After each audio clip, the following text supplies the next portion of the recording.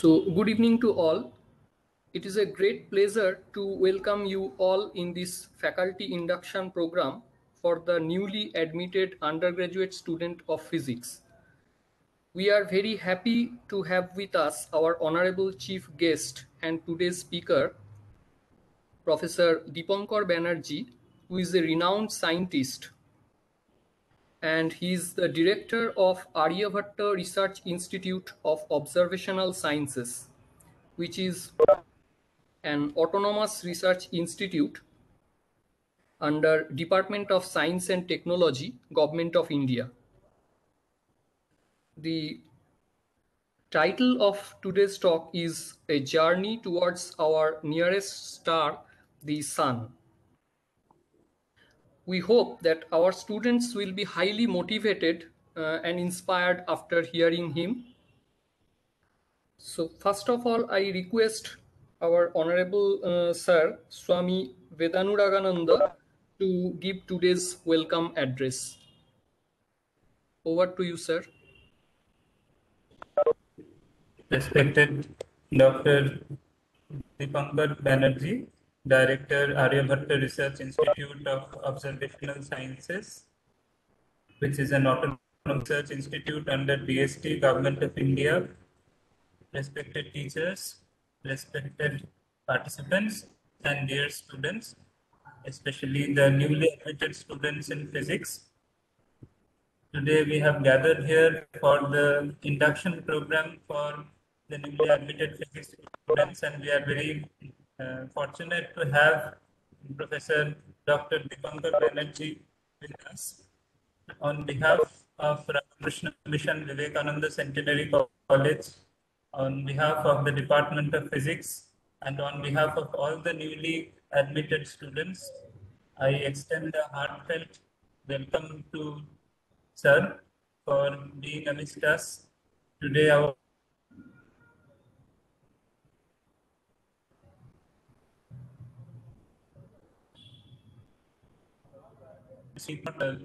in this program, but he will be coming soon. He is on the way due to a very emergency work.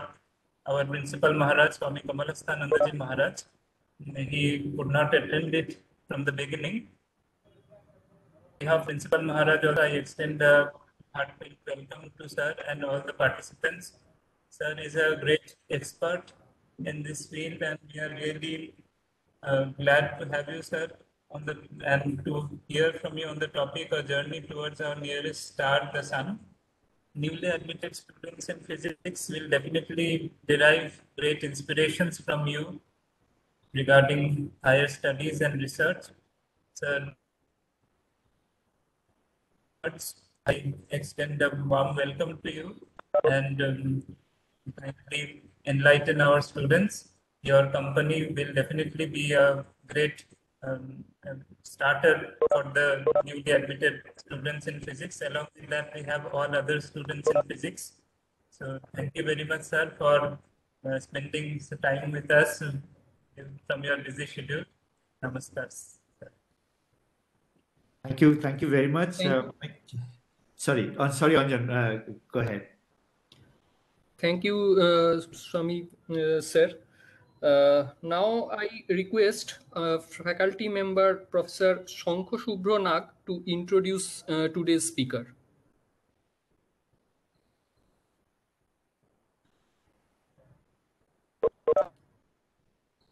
Hello, sir.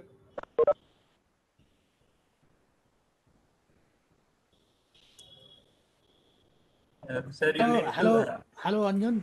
Am I yes, audible? yes, yes, sir. Yes, yes, you are audible. Okay. The distinguished research person of today's induction program is Professor Dr. Dipankar Banerjee.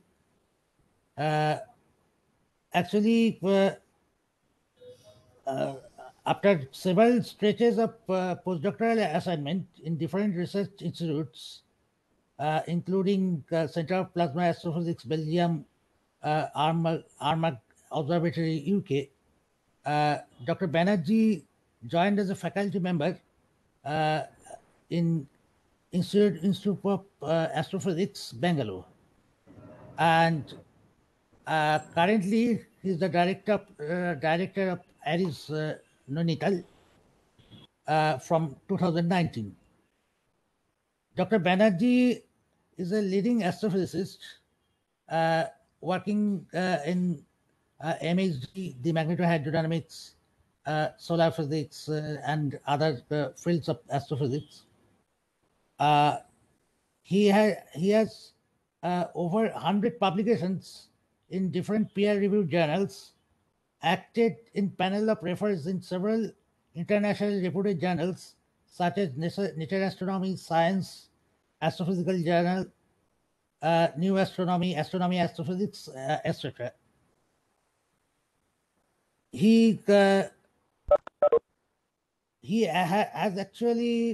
a very long association with Ramakrishna Mission, Belur Binda Mandir, from 1989-90. So actually, he's our close associate in this sense. Now, I think today's talk will be very much enjoyable for the students who has been newly admitted to our first semester undergraduate program in physics honors. So, Professor Chandu, can you please continue? Okay, thank you, Professor Nag. Before going to our main program, first let me say two things. Students are requested to mute their microphones and put your video off. And after the talk, if sir, if you allow them to take few questions, then only you can ask, but please ask one by one. Do not do any chaos so that all mess up. So now I request today's honorable speaker, Professor Dipankar Banerjee, to deliver his talk. Welcome, Professor Banerjee. Thank you very much to everyone, Maharaj, among my fellow teachers. Let me try to share my screen first so that we ensure that we are on technically all set to go.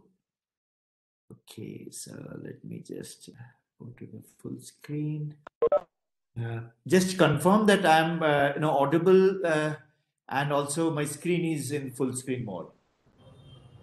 Yes, sir. Yes, sir. You are Yes, audible sir. and you are finely visible. Yes, you are sir. audible and finely visible, sir. Okay. Okay, very good. So just to all technical side also, if you have some pressing questions, I do not mind actually answering them during my talk also, but you have an option of raise hand. And I think I will request, the organizers to just, keep a track of that. And if you want to, interrupt, I have no problem. So you can just, at that point of time also, you can allow students to ask questions.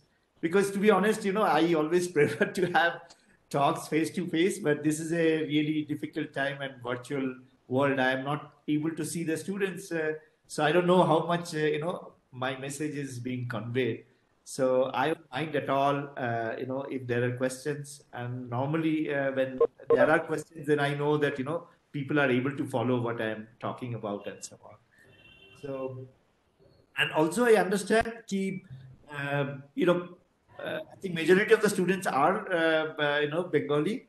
So if you have questions in Bengali also, I have no problem. I will be more than happy to answer it there because I also studied from a Bengali medium school only. In fact, I am actually a student of Asansol Ramakrishna Mission. So I actually studied from Ramakrishna Mission in my school days up to class 9. Then we moved back to Calcutta and eventually I studied in Baliganj Government High School. কিন্তু রামকৃষ্ণ মিশনের সঙ্গে আমার আত্মিক যোগ এবং I also perform on stage. We perform in professional theater, and I also have a lot of links with Ramakrishna Mission. Probably you will find out later on of my activities, other activities. So So let us keep it, because the session is actually for an introduction program, right? So ideally, যত প্রশ্ন থাকে এবং আমরা exchange করতে পারি ideas, that's the best way to take it. So, please do ask me questions. If you want to do it during the presentation also, I'm fine with it. পরেও also, as long as you want, I am okay. I take my lunch, dinner quite late, so not a problem. Huh? So please don't hesitate to ask me questions. So before I move into the subject of sun, আমার মনে হচ্ছে প্রথমে I should tell where I am at this point of time. So very quick overview of Aryabhatta Research Institute of Observational Sciences, ARIES, Nainital. This is the largest telescope from this part of the globe, in fact. And fortunately, ARIES is the proud host of this particular facility, which is situated in a place called Devasthal. আমি আর একটু detail বলবো। So ARIES main mandate হচ্ছে to promote, guide and carry out frontline basic research. কেন আমি এগুলোর কথা বলছি? Because you are future of this country, and there are different branches of sciences which are now being practiced here, primarily astronomy, astrophysics, and also atmospheric sciences. So particularly stratosphere, troposphere এর উপর আমাদের এখানে অনেক কাজ হয়। এখানে বেশ কিছু ফেসিলিটি আছে, ST radar আছে। Apart from our main interest on the study of planets, stars, and galaxies, and so on. So there are several important contributions in the field, including discovery of rings of Uranus, Neptune, detection of first microlensing and gamma ray burst events from Indian telescope was from this particular campus. আমি যেখানে এখন রয়েছি, we operate two major facilities. One is I just showed you the picture of this 3.6 meter optical telescope, যেটা কিনা দেবস্থলে রয়েছে, and the other one is India's highest altitude aerosol observatory and a ST radar facility at Manora Peak, Nainital, আমি কিনা যেখানে বসে আছি এখন। So ওপরের যে ছবিটা সেটা হচ্ছে আমাদের মনোরা পিক নৈনিতালের ক্যাম্পাস।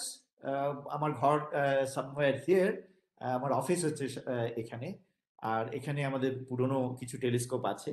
কিন্তু more recently we have moved to Devasthal with a new campus which is 50 kilometers east of Nainital city, and it has the largest telescope and other facilities. I will talk about it. So this is a closer view of the Manora Peak, যেখানে কিনা main building এ আমার office, there are new buildings, this is the hostel and the canteen, our auditorium.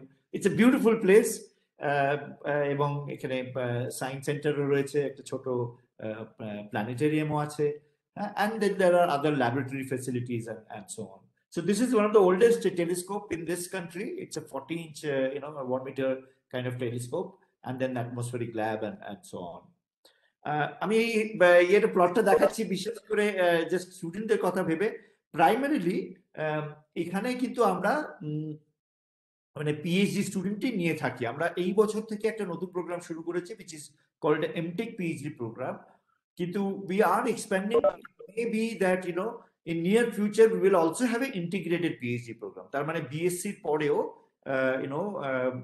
Programme এরকম থাকতে পারে। So primarily যেটা দেখা যাচ্ছে আমরা মানে we are slightly growing, and I'm hoping that in current years we'll have about 100 PhD students in this particular campus. আমাদের 20 জন মতো 22 জন মতো ফ্যাকাল্টি রয়েছে, এবং 12 জন মতো পোস্ট ডক্টর রয়েছে। হ্যাঁ, এগুলোকে বলে পোস্ট ডক্টরাল ফেলো, তার মানে হচ্ছে পিএইচডি পরে তারা একটা ফেজে যায়।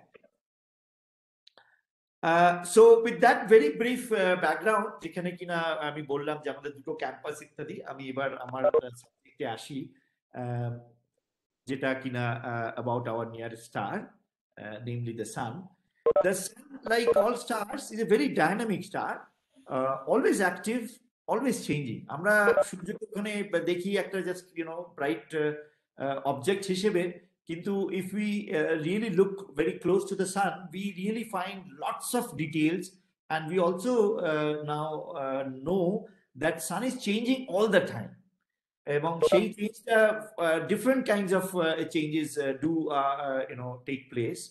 Sometimes it is order of seconds, minutes, hours. It can be days, months. It can be even for centuries. So there are different kinds of variability which you see in the sun. এবং এই ধরনের different variability দেখাবার জন্য বা study করার জন্য আমাদের different branches of physics নিয়ে আলোচনা করা দরকার। আরেকটা জিনিস আমি সাধারণত ফিজিক্স স্টুডেন্টদের পার্টিকুলারলি বলে থাকি যে sun actually provides a very good astrophysical laboratory. In fact আমি আমার নিজের এটাও বারবার বলে থাকি যে আমার ব্যাকগ্রাউন্ডও কিন্তু আমি স্ট্যান্ডার্ড ফিজিক্স পড়েছি, বিএসসি অনার্স করেছি ফিজিক্সে সেন্ট জেভিয়ার্স কলেজ থেকে, তারপরে সায়েন্স কলেজে থিওরিটিক্যাল ফিজিক্স নিয়ে আমি মাস্টার্স করেছি। আমার স্পেশাল পেপার ছিল কনডেন্স ম্যাটার ফিজিক্স এবং plasma physics. I had no exposure to astronomy at all. তো আমি তারপরে ব্যাঙ্গালোরে যখন পিএইচডি করতে গিয়েছি তখন আমাদের খুব এক্সটেন্সিভ কোর্স ওয়ার্ক হয়। সেই কোর্স ওয়ার্কটা এক বছরে সেখানে আমাদের বিভিন্ন ব্রাঞ্চ অফ ফিজিক্সের অ্যাপ্লিকেশন হয়। That starts from atomic physics, molecular physics, nuclear physics, মানে কোথায় কোথায় এই ডিফারেন্ট ব্রাঞ্চেস অফ ফিজিক্সকে আমরা মানে বিভিন্ন অ্যাস্ট্রোফিজিক্যাল সিনারিওতে অ্যাপ্লাই করতে পারবো, সেগুলোর একটা খুব ডিটেল এক বছরের প্রোগ্রাম থাকে, যেটাকে কোর্স ওয়ার্ক বলা হয়। এবং সেখানে আমরা দেখেছি মানে starting from as I mentioned classical physics to quantum physics and that ends to cosmology, gravitation and so on. So all these different branches are thoroughly exposed in the context of astrophysics. তারপরে এক বছর পরে আমি decide করেছি আমার classical physics করতে ভালো লাগে, so I decided to work on the sun, because সানের ক্ষেত্রে আমি যে ফিল্ড নিয়ে কাজ করি সেটা hydrodynamics এবং with the strong magnetic field, a lot of electrodynamics, you need to have background and all. So that was the physics background. But then as it happens in the today modern day physics, is experiment and theory is very closely knitted. মানে তুমি খালি experiment করলেও চলবে না, খালি theory করলেও চলবে না। তুমি যাই নতুন থিওরি করো সেটার অ্যাপ্লিকেশন তোমাকে দেখাতে হবে, সেটা কিভাবে কোথায় ব্যবহার করা যেতে পারে সেটা দেখাতে হবে। তো সেই জন্য এই ব্যাপারটাও খুব ইম্পর্টেন্ট যে how closely we can combine observations with theoretical models, and theoretical models now are these days governed by theoretical numerical simulations and so on. So solar physics itself it's a very good laboratory যেখানে কিনা all these different branches of physics itself can be applicable. Now what I'm showing here is actually a movie from a satellite data. This is showing a behavior in the outer atmosphere of the sun. এই outer atmosphere of the sun কে বলা হয় corona.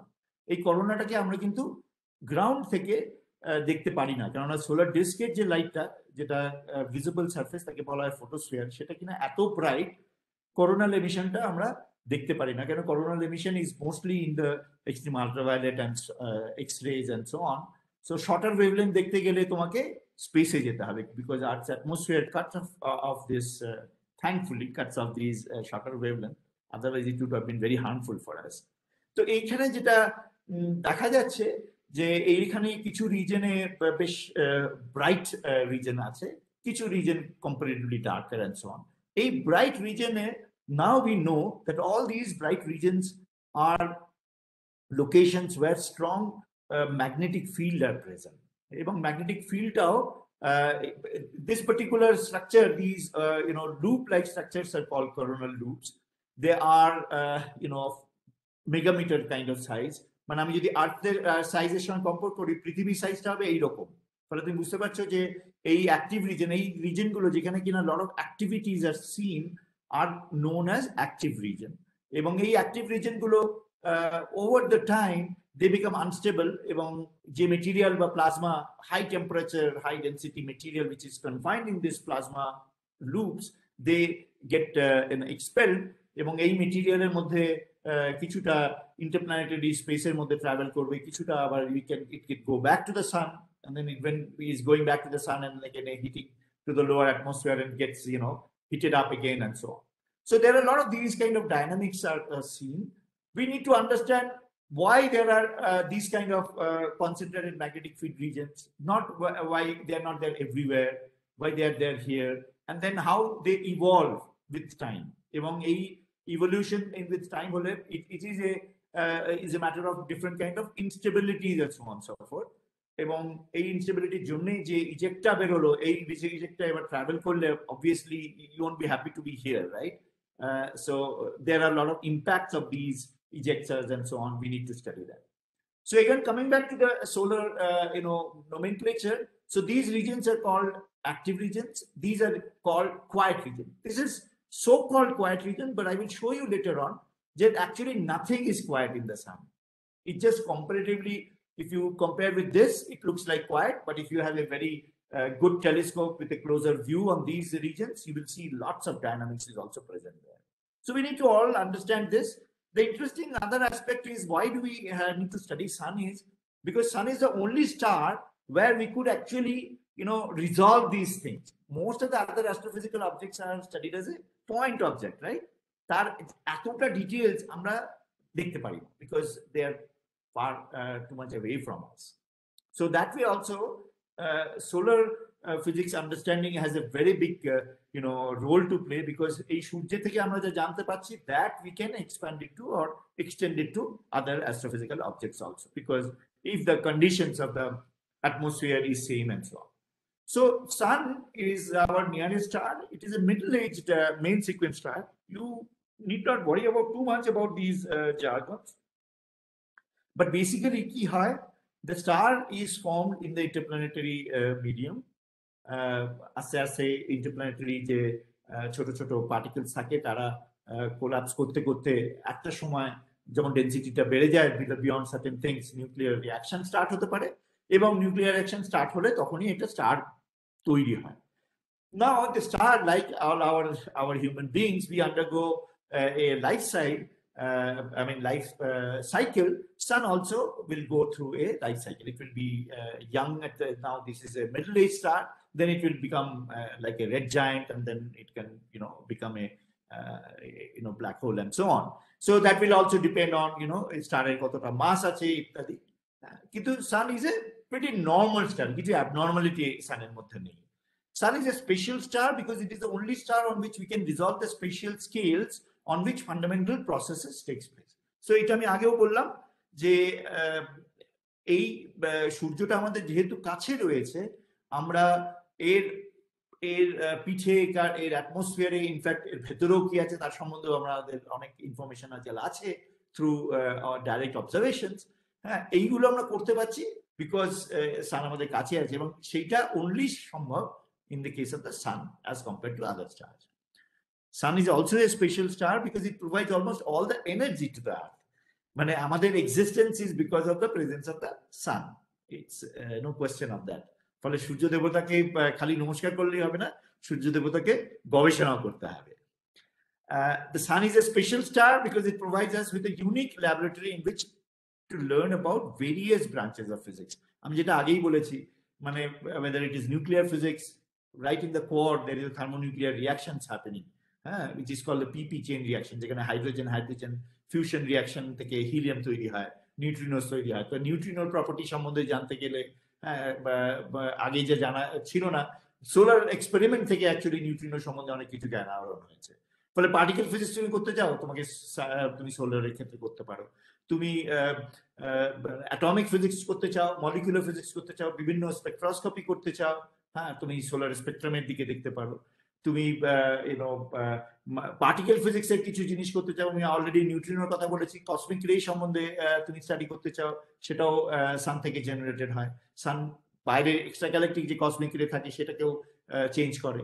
Magnetic field সম্বন্ধে তুমি যদি বেশি জানতে চাও, again sun provides you an ideal laboratory. So there are many branches of physics যেটা কিনা আমরা সানের ক্ষেত্রেই অ্যাপ্লাই করতে পারি। I mean that is one of the main reason, although I come from a pure theory or theoretical physics background, I mean it sun was a very attractive object for me to pursue research. আমি খুব briefly এবার সোলারের বিভিন্ন atmosphere সম্বন্ধে একটু কথা বলবো। So আমরা যদি সূর্যের দিকে এমনি আকাশের দিকে তাকিয়ে যে সূর্যের এমনিতে খালি চোখে যেটা দেখতে পাই, যে সারফেসটা দেখতে পাই, তাকে বলা হয় ফটোস্ফিয়ার। এই ছবিটা অবশ্যই একটা স্পেস টেলিস্কোপ থেকে তোলা, এবং এটা একটু মানে কাছের ছবি দেখতে পাচ্ছি, আমরা খালি চোখে বা ছোট টেলিস্কোপ দিয়ে এই ধরনের ডিটেলস দেখতে পারবো না। যেটা দেখা যাচ্ছে এখানে যে এরকম স্ট্রং কিছু ডার্ক রিজন দেখা যাচ্ছে on the solar surface. This regions are called sunspots. Sunspots are nothing but strong magnetic field regions. এবং এরা কি করে, এই যেহেতু এরা স্ট্রং ম্যাগনেটিক ফিল্ড রিজনস, ভেতর থেকে যে রেডিয়েশনটা বাইরে বেরিয়ে আসে because of the process of convection, এবং কনভেকশনের ফলস্বরূপ আমরা কিন্তু সারফেসে এই ধরনের একটা গ্র্যানুলেশন স্ট্রাকচার দেখছি। This can be very similar to তুমি যদি একটা বোল অফ স্যুপ নিয়ে বা জলকে তুমি যদি এতে ফোটাও, তুমি দেখবে যে জলটা পুরো যখন ফুটে যায় তখন এরকম বুদবুদ মতো হয়ে তারপরে এরকম সেলুলার প্যাটার্ন উপরে থাকে। ফলে আমরা বলতে পারি যেটা কনভেকশনের জন্যই এই স্ট্রাকচারটা তৈরি হয়েছে। এবং এই ছবিটা থেকে বোঝা যাচ্ছে যে সোলার ফটোস্ফিয়ারের নিচে যে সারফেস গুলো, underneath the visible surface of the sun, there is a convection which is the main carrier for the transport of energy. কিন্তু এটাও দেখা যাচ্ছে যে যেখানে কিনা স্ট্রং ম্যাগনেটিক ফিল্ড আছে, সম্ভবত কনভেকশনটা অত এফিশিয়েন্টলি কাজ করতে পারছে না, সেই জন্যই অ্যাকচুয়ালি এর টেম্পারেচারটাও কম হয়। there is another reason magnetic field থাকার জন্য, ম্যাগনেটিক প্রেসার থাকার জন্য, প্লাজমা প্রেসার কম হয়, তার জন্যও টেম্পারেচার কম হয়। কিন্তু comparatively it is darker as compared to the surrounding, primarily because of this convection being inefficient inside. এবার যদি আমরা এই ভিজিবল সারফেস, যেটাকে ফটোস্ফিয়ার বলা হয়, তার থেকে যদি আরো 1000 কিলোমিটার উপরে চলে গেলাম, তখনও কিন্তু আমি ওই সানস্পট গুলো দেখতে পাচ্ছি, কিন্তু ব্যাকগ্রাউন্ডের ইমেজটা একটু অনেকটা পরিবর্তন হয়ে গেছে। আগে যেখানে এই ছোট ছোট গ্র্যানুলস গুলো ছিল সেগুলো স্টিল ব্যাকগ্রাউন্ডে দেখা যাচ্ছে, কিন্তু আর একটা বড় স্ট্রাকচার আমরা দেখতে পাচ্ছি, এই ধরনের বড়, একে বলা হয় সুপার গ্র্যানুলস। এগুলো কিন্তু 50 মেগামিটার মতো সাইজের, আর গ্র্যানুলস গুলো হচ্ছে ফিউ থাউজেন্ড কিলোমিটারের সাইজের। এটা আবার একটা প্রমাণ হচ্ছে যে নেচারে আমরা কিন্তু এই কনভেকশন থিওরি বা এই কর্মগ্রাফ তোমরা পরে হয়তো পড়বে, তাতে কি হয় কি নেচারে কিন্তু কতগুলো প্রেসক্রাইব স্ট্রাকচারাল সাইজই দেখা যায়, সমস্ত ধরনের সাইজ দেখা যায় না। তো সানের যে অ্যাটমসফিয়ার বা underneath the sun also certain layers are convective, এটা তার একটা বড় প্রমাণ। বিকজ সার্টেন স্ট্রাকচারস দেখা যায়, গ্র্যানুলস দেখা যাচ্ছে, সুপার গ্র্যানুলস দেখা যাচ্ছে, তারপরের স্ট্রাকচারটাকে বলে মেজো গ্র্যানুলস, ইন্টারমিডিয়েট স্ট্রাকচারকে বলে বেসো গ্র্যানুলস, এবং আরো বড় যদি হয় তাহলে বলা হয় যে জায়ান্ট সেলস ইত্যাদি। এর সবই কিন্তু এভিডেন্স সোলার অ্যাটমসফিয়ারে দেখা যায়। ফলে এটাও প্রমাণিত হয় যে like in nature solar atmosphere is also very much structured, এবং সেখানে কনভেকশন থিওরি যে স্ট্যান্ডার্ড ফিজিক্সের থিওরি আছে সেগুলোকে আমরা অ্যাপ্লাই করতে পারি। তাহলে ওই যে সানস্পট গুলো আমরা দেখলাম আমি একই অঞ্চলে, এটা একটা ইম্পর্টেন্ট ব্যাপার। এই যে ছবিটা আমি তুলেছিলাম, এটা আমি একটা ফিল্টারের সাহায্যে ছবিটা তুলেছি। ফিল্টার কি করে? ফিল্টার করে কি কিছু পার্টিকুলার ওয়েভলেন্থের রেডিয়েশনকেই কিন্তু আমরা অ্যালাউ করলে তুমি সেই ইমেজটা পাও। এই ফিল্টার ইমেজ কিন্তু রিপ্রেজেন্ট করে যে কোনো একটা particular height of the solar atmosphere. এখানে টেম্পারেচারটা যেখানে 6000 কেলভিন মতো, তার জন্য তুমি যদি অপটিক্যাল ইয়েতে দেখো, তার একটা কিছু ওয়েভলেন্থে সেই তুমি এমিশনটা পাবে। এরপর আমি যদি একটু উপরে চলে যাই, তখন কিন্তু টেম্পারেচারটা অ্যাকচুয়ালি বাইরে বাড়তে থাকে। It is contrary to what is our normal understanding, যে আমরা যদি পৃথিবীতে থাকি, আমরা যত পাহাড়ের দিকে যাই আরো বেশি ঠান্ডা হতে থাকে, কিন্তু সূর্যের ক্ষেত্রে কিন্তু ব্যাপারটা উল্টো হয়। তার অন্য কারণ আছে, সেটা আমি পরে বলছি। কিন্তু দেখা যাচ্ছে যে আপনি যখনই 1000 কিলোমিটার মতো একটা হাইটে চলে গেলাম, সেখানে টেম্পারেচারটা একটু বেশি। এবং আমি যদি একটা ক্যালসিয়াম বলে একটা ক্যালসিয়াম আয়নাইজড লাইনের সাহায্যে যদি আমি কোনো ছবি তুলি, ফিল্টারের সাহায্যে ছবি তুলি, তাহলে এইরকম একটা চেহারা দেখা যাচ্ছে। আমি যদি আরো একটু ওপরে যাই, এটা একটা এইচআলফা ফিল্টার বলে, এটা হাইড্রোজেনের একটা লাইনের জন্য এই এমিশনটা হয়, যেখানে কিনা টেম্পারেচারটা আবার একটু ওই 20-25 হাজার ডিগ্রি টেম্পারেচার মতো। সেখানে কিন্তু স্ট্রাকচারটা কোয়াইট চেঞ্জ করে গেল। আমরা ঠিক সানস্পটটা এখনো দেখতে পাচ্ছি, কিন্তু ব্যাকগ্রাউন্ডের স্ট্রাকচারটা অনেক বেশি ফিলামেন্টারি। এখানে এরকম লম্বা লম্বা ফিলামেন্টের মতো লেন্সের মতো রয়েছে। ফলে দেখা যাচ্ছে যে ব্যাকগ্রাউন্ড যেটা রয়েছে অ্যাপার্ট ফ্রম দ্য সানস্পট, তার চেহারাটা অনেকটা বদলে গেছে। যদিও সানস্পটটা এখনো দেখা যাচ্ছে, তার মানে সানস্পটটা একটা প্রায় স্তম্ভের মতো, এটা একটা সলিড স্তম্ভ যেটা কিনা ওপরে চলে গেছে। ওপরে যেতে যেতে আস্তে আস্তে একটু ব্যাপারটা এক্সপেন্ডও করে যাচ্ছে, কিন্তু এই স্ট্রাকচারটাকে ধরে রাখছে, মানে ভেতরে যে এই সানস্পটের মধ্যে যে মেটেরিয়ালটা রয়েছে, because it is like a plasma confinement tube, এবং এই ফ্লাক্স টিউবটা কিন্তু রিটেইনড হচ্ছে to very high heights in the atmosphere. এবার যদি আমি এক্সরের সাহায্যে কোনো ছবি তুলি, এটা খুব ডার্ক বলে অন্ধকার মতো দেখাচ্ছে এখানে, এবং কিন্তু আরো লম্বা লম্বা very extended loop kind of structure দেখা যাচ্ছে।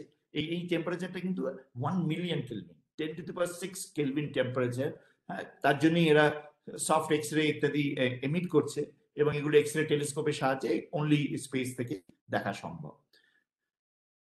তাহলে ওভারঅল দেখা যাচ্ছে কি, যে সানের আমি যেটা বলছিলাম, যে প্রথমে ছবিটা দেখালাম অ্যাক্টিভ রিজন যেখানে কিনা স্ট্রং ম্যাগনেটিক ফিল্ড আছে, সেইখানে হয় যে এই ফিল্ড লাইন্স গুলো মোর ক্লোজড। তুমি যদি বার ম্যাগনেটের এক্সপেরিমেন্ট করে থাকো, সেখানে তুমি দেখবে যে নর্থ পোল থেকে ফিল্ড লাইন্স বেরিয়ে এসে সাউথ পোলে যায়, এবং তুমি যদি আয়রন ফিল্ড সরিয়ে দাও তাহলে দেখবে এরকম একটা স্ট্রাকচার আসে। এবং এই যে ম্যাগনেটিক ফিল্ড লাইন্সের যে চিত্রটা তুমি বার ম্যাগনেটের ক্ষেত্রে দেখছো, এখানেও ব্যাপারটা তাই। এবং এটাও আমরা দেখি সানের ক্ষেত্রেও, sunspots are always in pairs, একটা নর্থ পোলারিটি থাকবে, একটা সাউথ পোলারিটি থাকবে, এবং they are connected by this kind of magnetic field structures. Magnetic field lines is an imaginary line, right? But it basically gives you a clear picture about the topology of the magnetic field, how the magnetic field is, connected and so on. তাহলে এই active রিজনের একটা একটা picture পাওয়া যাচ্ছে। কিন্তু আমি যদি একটু পোলার রিজনে যাই, সেখানে কিন্তু একটু কম্পারেটিভলি এমিশনটা also weak, it is darker, and it appears now we understand that probably the field lines are more open. It's not closed but open. But of course magnetic monopole doesn't exist, right? So a magnetic polarity অনুযায়ী এটা যদি একটা polarity হয়, এটা অন্য magnetic polarity হবে। So field লাইন্সটা এখান দিয়ে হয়তো খুলে ঢুকে গিয়ে এইখানে হয়তো ক্লোজ করছে। সিমিলারলি এখান থেকে যে ম্যাগনেটিক ফিল্ড লাইন্সটা যাচ্ছে, এখান থেকে গিয়ে এখানে ক্লোজ করবে। সো এই ধরনের হয়তো ভেরি লার্জ স্কেলে এইরকম একটা কানেক্টিভিটি রয়েছে। Again it's imaginary concept how the magnetic field topology is, কিন্তু আমি যদি লোকালি দেখি তাহলে দেখবো যে these fields are more open মানেই হচ্ছে যে আমার মধ্যে এখানে যদি কোনো পার্টিকেলস থাকে, they have a very easy escape route, whereas এখানে যেখানে কিনা ফিল্ড লাইন্সটা ক্লোজ, সেখানে কিন্তু আমার যে মেটেরিয়ালটা আছে they are more confined here, they cannot go out, and in fact since there are more dense material inside, that's why these regions are more bright, অনেক বেশি ডেন্স মেটেরিয়াল রয়েছে।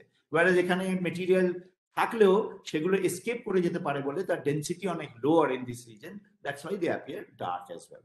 So it's a combination of closed field and the open field, which basically dictates how the motions of particles and different kind of expansions and all that is there in the solar atmosphere.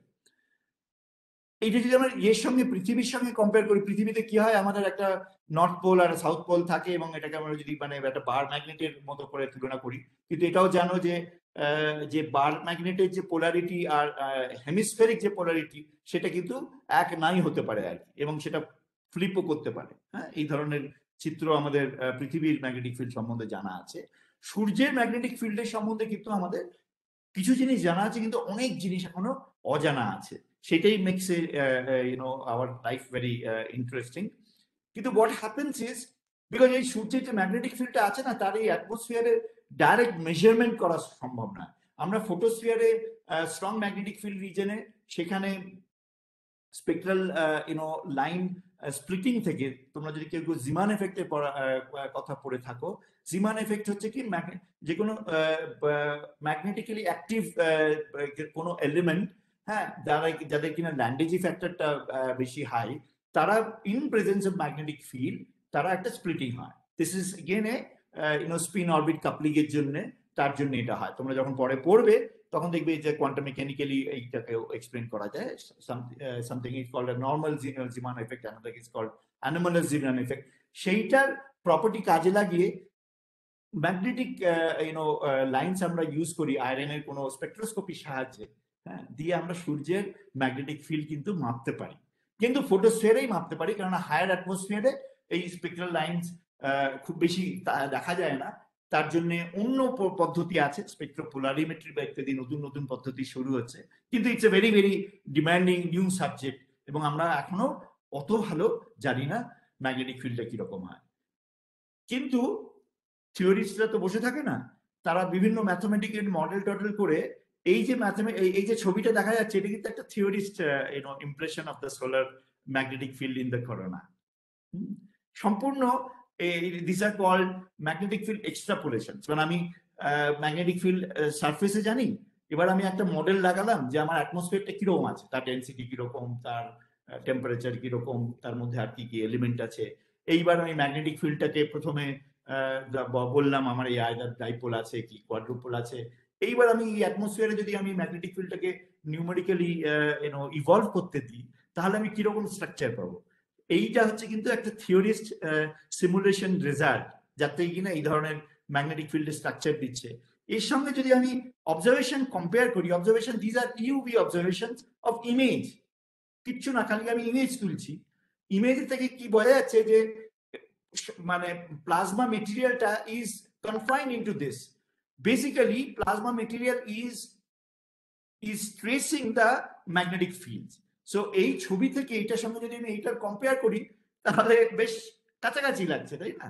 ফলে তার থেকে বোঝা যায় যে theorist যারা detail model তৈরি করছে, তারা probably they are reasonably successful. There are many more details. যখনই কিনা এই টাইম ইভলিউশন সম্পূর্ণ হতে থাকে, তখন এই স্ট্যাটিক পিকচারটা থাকে না, তখনই আমাদের থিওরির প্রবলেম হয়ে যায়।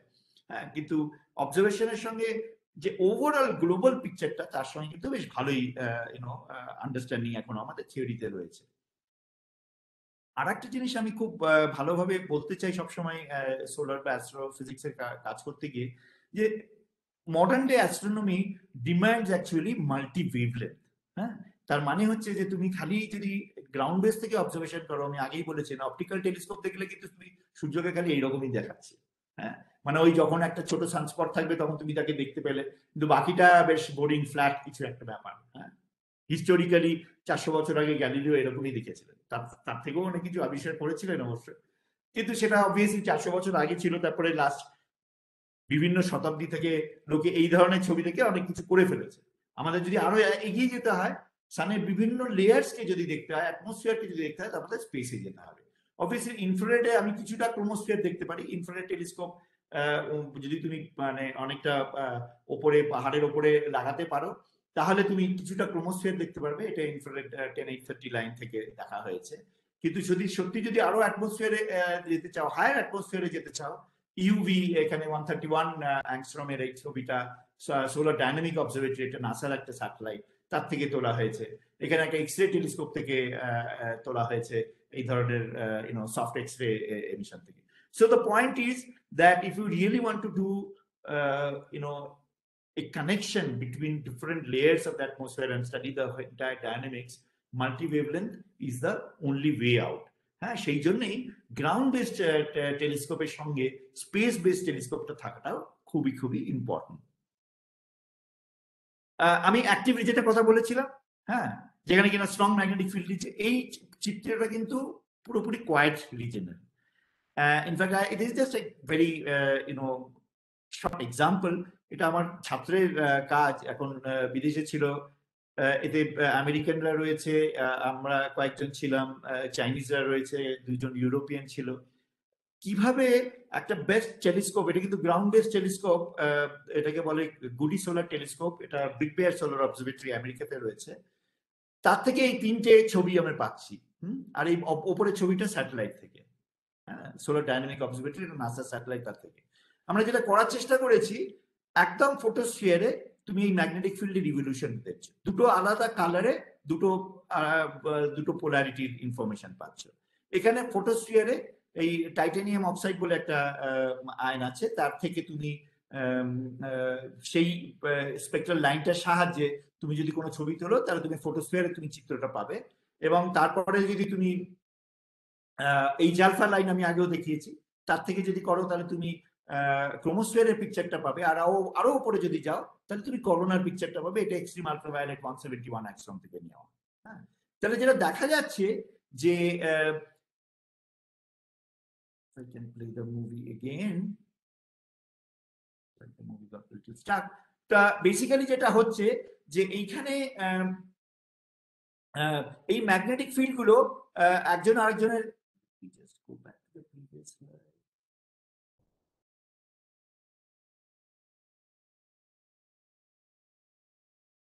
Hello, sir. ম্যাগনেটিক ফিল্ড দুটো পোলারিটি দেখবে যে এই ব্লু অ্যান্ড রেডের সঙ্গে ইন্টারাকশন হয়ে there is a something called a magnetic cancellation or magnetic reconnection প্রসেসে এই ম্যাগনেটিক ফিল্ডটা কিন্তু জেনারেট করে, এরকম জেটস টাইপ জেনারেট করে, এবং এই জেটগুলো উপরের লেয়ারে অ্যাটমসফিয়ারে গিয়ে এখানে দেখতে পাচ্ছ যে ব্রাইটনিং হচ্ছে, ফলে এই হিটিং এর আমি আগেই বলেছি যে যত উপরের অ্যাটমসফিয়ারে যাওয়া যাচ্ছে সোলারে দেখা যাচ্ছে যে টেম্পারেচারটা আরো বেশি। তাহলে এই বেশি টেম্পারেচারটা তো নর্মাল থার্মোডাইনামিক দিয়ে এক্সপ্লেন করা যায় না, some non thermodynamic processes must be involve. So এই reconnection, magnetic reconnection is one process which we invoke to explain this, and these are direct evidence that this scale, a very small scale magnetic reconnection is responsible for the generation of these kind of jets which are also called spicules. এটা একটা feature লোকে 50-60 বছর ধরে দেখেছে, কিন্তু spicule গুলো দেখলেও তাদের ঠিক অরিজিন সম্বন্ধে এত ডিটেলে কাজ ছিল না। আমরা এই সবচেয়ে বড় টেলিস্কোপ এখন যেটা গ্রাউন্ডে অ্যাভেলেবল এবং সবচেয়ে ভালো টেলিস্কোপ যেটা কিনা স্পেসে অ্যাভেলেবল, এই দুটোকে কাজে লাগিয়ে, এবং এটাও একটা আমি এই উদাহরণ হিসেবে দেখাতে চাই যে how experts from different parts of the globe in using data from different sources and combined with certain theoretical models and understanding brings out the best quality of science. So এটা সায়েন্সে পাবলিশ হয়েছিল কিছুদিন আগে। তো এটা একটা example যে কিভাবে তোমাকে বিভিন্ন ফ্যাসিলিটি ইউজ করে আজকে রিসার্চ করতে হয়। আমি তোমাদের যেহেতু এটা next generation, I will say a little bit about our own mission, which is called Aditya L1. This is India's space mission to study the sun. We are producing or sort of preparing this 7টা বিভিন্ন payload কথাটার অর্থ হলো বিভিন্ন যন্ত্র বলতে পারো, একটা যন্ত্র এক একটা জিনিস দেখার জন্য, এবং এইটাতে প্রায় ভারতবর্ষের সব ইনস্টিটিউটই জড়িত রয়েছে, এবং এইগুলো নিয়ে আমরা এই আদিত্য L1 মিশন লঞ্চ করব। এখানে আমি খুব ডিটেল টেকনিক্যাল ইয়েতে যাচ্ছি না, জাস্ট এটা বলতে চাই যে এটা 7খানা পেলোড আছে বলেছি, এবং যেটা উল্লেখযোগ্য হচ্ছে যে আমাদের একটা করোনাগ্রাফ থাকছে। করোনাগ্রাফ কি করে, তুমি যদি টোটাল সোলার এক্লিপস কেউ দেখে থাকো, টোটাল সোলার এক্লিপসের সময় মুন কিন্তু সোলার ডিস্কটাকে ব্লক করে দেয়। ব্লক করে দিলেই তখন আমরা কিছুক্ষণের জন্য, যখন কিনা টোটালিটি পিরিয়ড, তখন আমরা করোনাটা দেখতে পাই। তা এই যে মুন ব্লক করে দিচ্ছে পারফেক্টলি সূর্যকে, আমি এমন একটা আর্টিফিশিয়ালি একটা ডিস্কের সাহায্যে সূর্যকে ব্লক করার চেষ্টা করতে পারি। এটা যদি আমি গ্রাউন্ড থেকে করি তাতে কি হয়, কি প্রচুর স্ক্যাটারিং হয়, মানে বিভিন্ন ধার থেকে অনেক বেশি স্ক্যাটার লাইট ফাইট এসে ব্যাপারটা ঠিক তো ভালো হয় না আর কি। স্পেসে এইসব সুবিধাজনক আছে, ফলে আমরা স্পেসে গিয়ে এই আর্টিফিশিয়াল টোটাল সোলার এক্লিপসের মতো আমরা একটা সিচুয়েশন তৈরি করব তাকে, এবং সেই যন্ত্রটাকে বলা হয় করোনাগ্রাফ। সেই করোনাগ্রাফে আমরা 3টে ভিজিবল আর একটা ইনফ্রারেড চ্যানেলের সঙ্গে 10747 একটা লাইন আছে আয়নাইজ লাইন, সেইটার সাহায্যে আমরা স্পেকট্রোস্কোপি করব আর ইমেজিং করব। এইটা IIA থেকে তৈরি হচ্ছে। আমি অ্যাকচুয়ালি এই মিশনের আমি সায়েন্স ওয়ার্কিং গ্রুপের কোচের, ফলে আমাদের এখন কাজ হচ্ছে যে এই বিভিন্ন যে পেলোড আছে তাকে কিভাবে সবাই একসঙ্গে কাজ করে মানে এই কম্পোজিট পিকচারটা পাওয়া যাবে। আমি যেটা আগের যে উদাহরণটা দেখাচ্ছিলাম যে আমি যদি খালি একটাই যন্ত্র নিয়ে দেখতাম তাহলে আমি কিছু কিছু জিনিস দেখতে পারবো, কিন্তু আমি মানে এই কানেকশনটা করতে পারবো না, কোথায় সোর্স, তার এফেক্টটা কোথায় হচ্ছে 2000-3000 কিলোমিটার দূরে, এইগুলো করতে পারবো না। তারপরে আইউকা থেকে তৈরি হবে এই নিয়ার ইউভি ফুল ডিস্ক ইমেজার। তোমরা যেরকম ওই ইমেজের এক্সট্রিম আলট্রাভায়োলেটের আমি যে ছবি দেখাচ্ছিলাম, এটা আমরা নিয়ার ইউভি তে করবো। এই ইনস্ট্রুমেন্ট গুলোকে বলা হয় রিমোট সেন্সিং ইনস্ট্রুমেন্ট। এখন আমরা অ্যাকচুয়ালি আদিত্য L1 স্যাটেলাইটটা যাবে Lagrangian 1 পয়েন্টে, which is about 1,27,000 kilometers away from us. This is quite a exciting mission for India, কারণ ইসা বা নাসা ছাড়া কেউ এখনো Lagrangian 1 পয়েন্টে পৌঁছতে পারেনি, হ্যাঁ, চায়নাও পৌঁছতে পারেনি। সো ইন্ডিয়ার পক্ষে এই Lagrangian 1 পয়েন্টে পৌঁছানোটাই একটা বিশাল উপলব্ধির ব্যাপার। আমাদের মার্স মিশনের পরে এইটা একটা ভেরি ভেরি এক্সাইটিং মিশন, এবং একবার ওখানে পৌঁছে গেলে this is a one location, actually it's a more of a stable location because it can look continuously towards the sun 24/7 365 days. কেন কি স্যাটেলাইট আর আর্থের মধ্যে যে gravitational force, that balances the force between the satellite and the sun. So that way, once you reach there, and actually we will be revolving around that particular point, which is called Lagrangian bond point. কিন্তু একবার ওখানে পৌঁছে গেলে আমার অতটা fuel লাগে না স্যাটেলাইটটাকে বাঁচিয়ে রাখার জন্য। কেন একবার কেউ পৌঁছে গেলে 5 থেকে 10 বছর আরামসে আমার চলতে পারা কথা উচিত।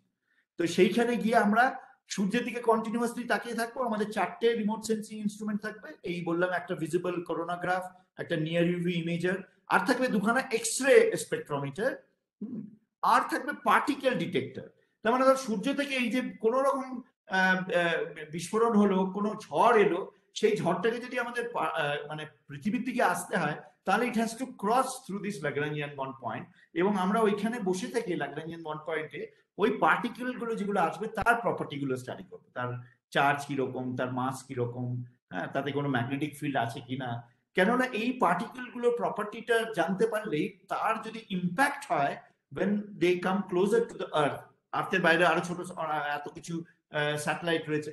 আমি আজকে স্পেস ওয়াক করতে যাচ্ছি, আমি স্পেস স্টেশনে গিয়ে কিছু রিপেয়ার করতে যাচ্ছি, তাদের কাছে যদি এই হাই এনার্জি পার্টিকেল এসে লাগে, তারা কিন্তু will damage them. So we need to know that when these kind of particles and masses will come, so তার জন্য এই পার্টিকেল ডিটেক্টর গুলো আমাদের ওইখানে থাকবে। একটা ম্যাগনেটোমিটার যেখানে ম্যাগনেটিক ফিল্ডটা মেজার করবে, সেগুলো থাকবে। So these are the different payloads on this satellite bus. এই করোনাগ্রাফটা একদম উপরে টপ ডেকে রয়েছে, নিয়ার ইউভি যে ইমেজারটা বলছিলাম স্যুট, সেটা এখানে থাকবে, আর বিভিন্ন জায়গায় আরো ছোট ছোট যন্ত্র থাকবে আর কি আমরা দেখার চেষ্টা করছি। এটা কিন্তু একটা ইক্লিপসের ছবি। বেসিক্যালি এই যে বললাম, আর্টিফিশিয়ালি আমরা এরকম তৈরি করব, ছবি পাবো এভরি সেকেন্ডে প্রায় 4-5টা করে ছবি পাবো।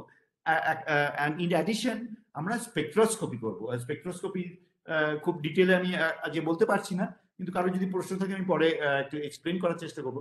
স্পেকট্রোস্কোপির সাহায্যেই কিন্তু আমরা এখানকার এই জায়গার যেখান থেকে এমিশন আসছে তার প্লাজমা প্রপার্টিস, লাইক সেখানে কত টেম্পারেচার, কত ডেনসিটি, সেখানে প্লাজমা মোশন আছে কিনা, হ্যাঁ, material going out or in, Doppler ভেলোসিটির সাহায্যে সেটা মাপতে পারবো। হ্যাঁ, ফলে স্পেকট্রাল লাইনের প্রপার্টি থেকে দুটো স্পেকট্রাল লাইনের কম্পেয়ার করে এই ধরনের প্লাজমা ডায়াগনস্টিক্স যাকে বলে, রিয়েলি ফিজিক্স যদি করতে চাও তোমাকে স্পেকট্রোস্কোপি লাগবে। Images are very nice, it shows you a lot of dynamics and all that, but if you really want to understand the physics behind all these dynamics, you will need a spectroscopy information also. So that is what is our aim. এখানে একটা ছবি দেখাচ্ছি যে সূর্যের, এগুলো এক্লিপসের ছবি কিন্তু, হ্যাঁ, 2006, 2008, 2009, 2010, এবং এই ছবিগুলো অ্যাকচুয়ালি দুটো ডিফারেন্ট ফিল্টার নিয়ে তোলা হয়েছিল।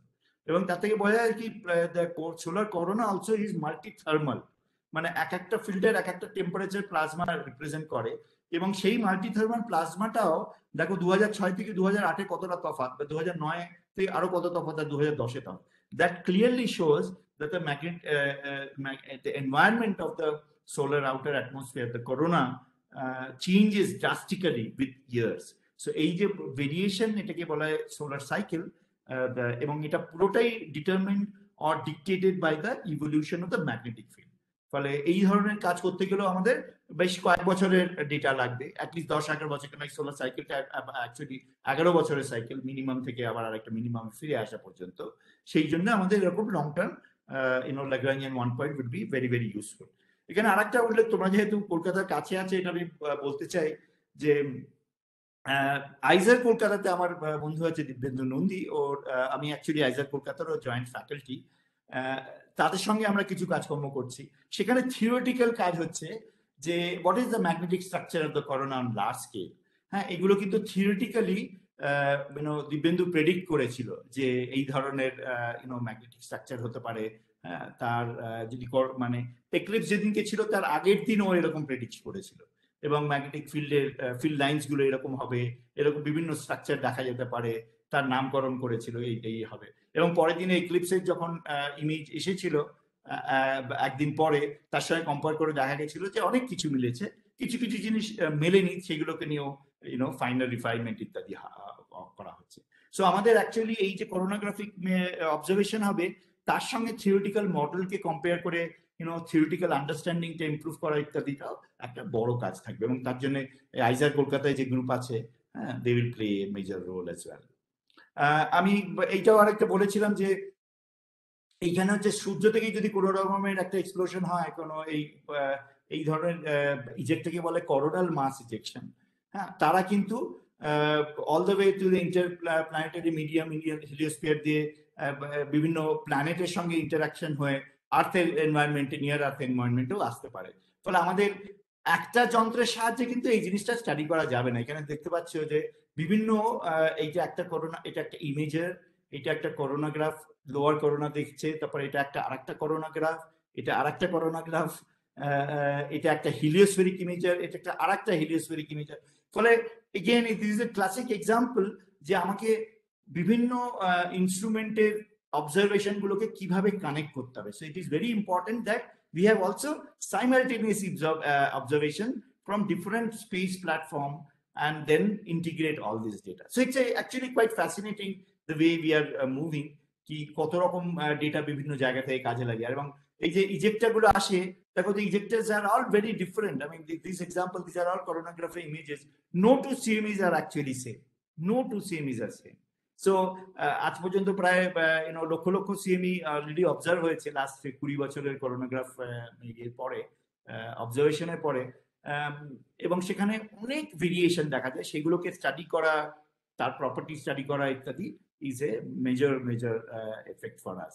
And from Aditya mission we expect that এইসবগুলো আমরা করতে পারবো। So that's my last slide. So, of course, the future of solar physics in India is aligned with the younger generation. আমি একটা সামার স্কুল করেছিলাম 2 বছর আগে লেতে, এরা সব অ্যাটেন্ড করেছিল, এবং আমার নিজের ছাত্রদের এটা হচ্ছে গ্রুপ ওই স্কুলের থেকে। তাদের মধ্যে কেউ কেউ এখন বিদেশ চলে গেছে, কেউ আছে আবার নতুন ছাত্র জয়েন করছে। So I am really hoping যে next generation like some of you will be interested in astrophysics or in solar physics, and I'll be happy to interact with you. Thank you for your attention. আমি মানে আগে তো প্রশ্ন শুনতে পাইনি, এবার আমরা প্রশ্নের দিকে দেখতে পারি। Thank you, Professor Banerjee, for explaining us this about sun so simply and with very colorful images and videos. Actually, this movement of sun and moon have always drawn interest in our mind from very childhood, and in this talk you have also shown that how there is blending of various branches of physics in this one studying on sun. And our students has also come to know that in a particular branch how they can use knowledge from different branches of physics, which is very important from their beginning of study, because they are just going to start their graduation course. And also you have told us about the latest experimental achievements and the future plans. And another thing which I seen that in your very beginning of your talk already you gave a message that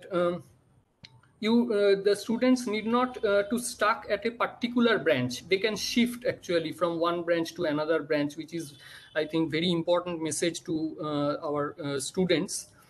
I hope that our newly admitted students have got a flavor of research work in this talk and also enjoyed a lot. Now, if your students have any question, you can raise your hand one by one. Then, and Professor Banerjee, if you can reply few of or take few questions from them. Sure, I'll be happy to. Yeah. So, if students, you have any question, first raise your hand and then unmute your microphone one by one.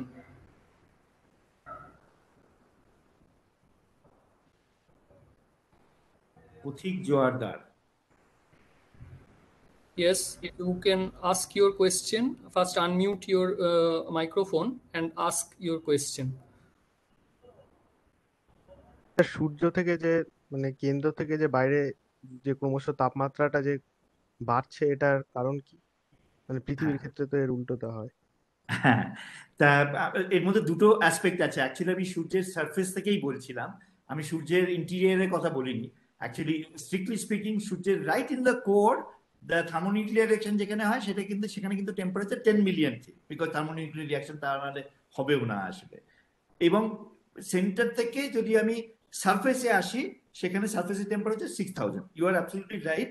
ফলে আমি এবার 6000 kelvin থেকে আমি যখন অ্যাটমসফিয়ারে যাচ্ছি, যেখানে কিনা ডেন্সিটিটাও কম, আমাদের যেমন পাহাড়ে গেলে দেখা যায় আমাদের নিঃশ্বাসে নিতে কষ্ট হয়, ডেন্সিটি পড়তে থাকে ইত্যাদি, তাতে আমার টেম্পারেচারটা কমতে থাকার কথা, কেননা আমার কোনো এনার্জি সোর্স নেই, রাইট? ফলে আমরা এখন কোনো স্ট্যান্ডার্ড থার্মোডাইনামিক্স দিয়ে আমি কিন্তু এটা এক্সপ্লেন করতে পারবো না। এইবার আমরা বিভিন্ন গবেষণার ক্ষেত্রে আমরা জানতে পেরেছি there are two sources which are responsible for heating in the outer atmosphere. One is this magnetic reconnection, যেটা আমি আগে উল্লেখ করেছিলাম ওই ছোট ছোট জেটগুলোর মুভি দেখাতে গিয়ে।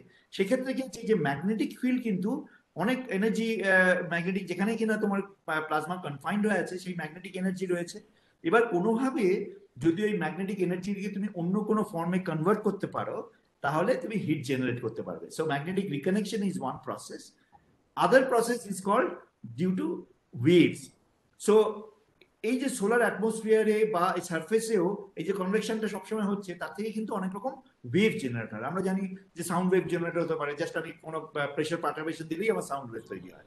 এনভায়রনমেন্টটা যদি এর সঙ্গে প্লাজমার সঙ্গে যদি ম্যাগনেটিক ফিল্ড যদি থাকে, তাহলে lots of forms of magnetic wave can carry energy from the lower atmosphere to the higher atmosphere. তাহলে এবার হায়ার অ্যাটমসফিয়ার ক্যারি করে নিয়ে গেলাম, কিন্তু আমাকে তাকে তো ড্যাম্প করতে হবে।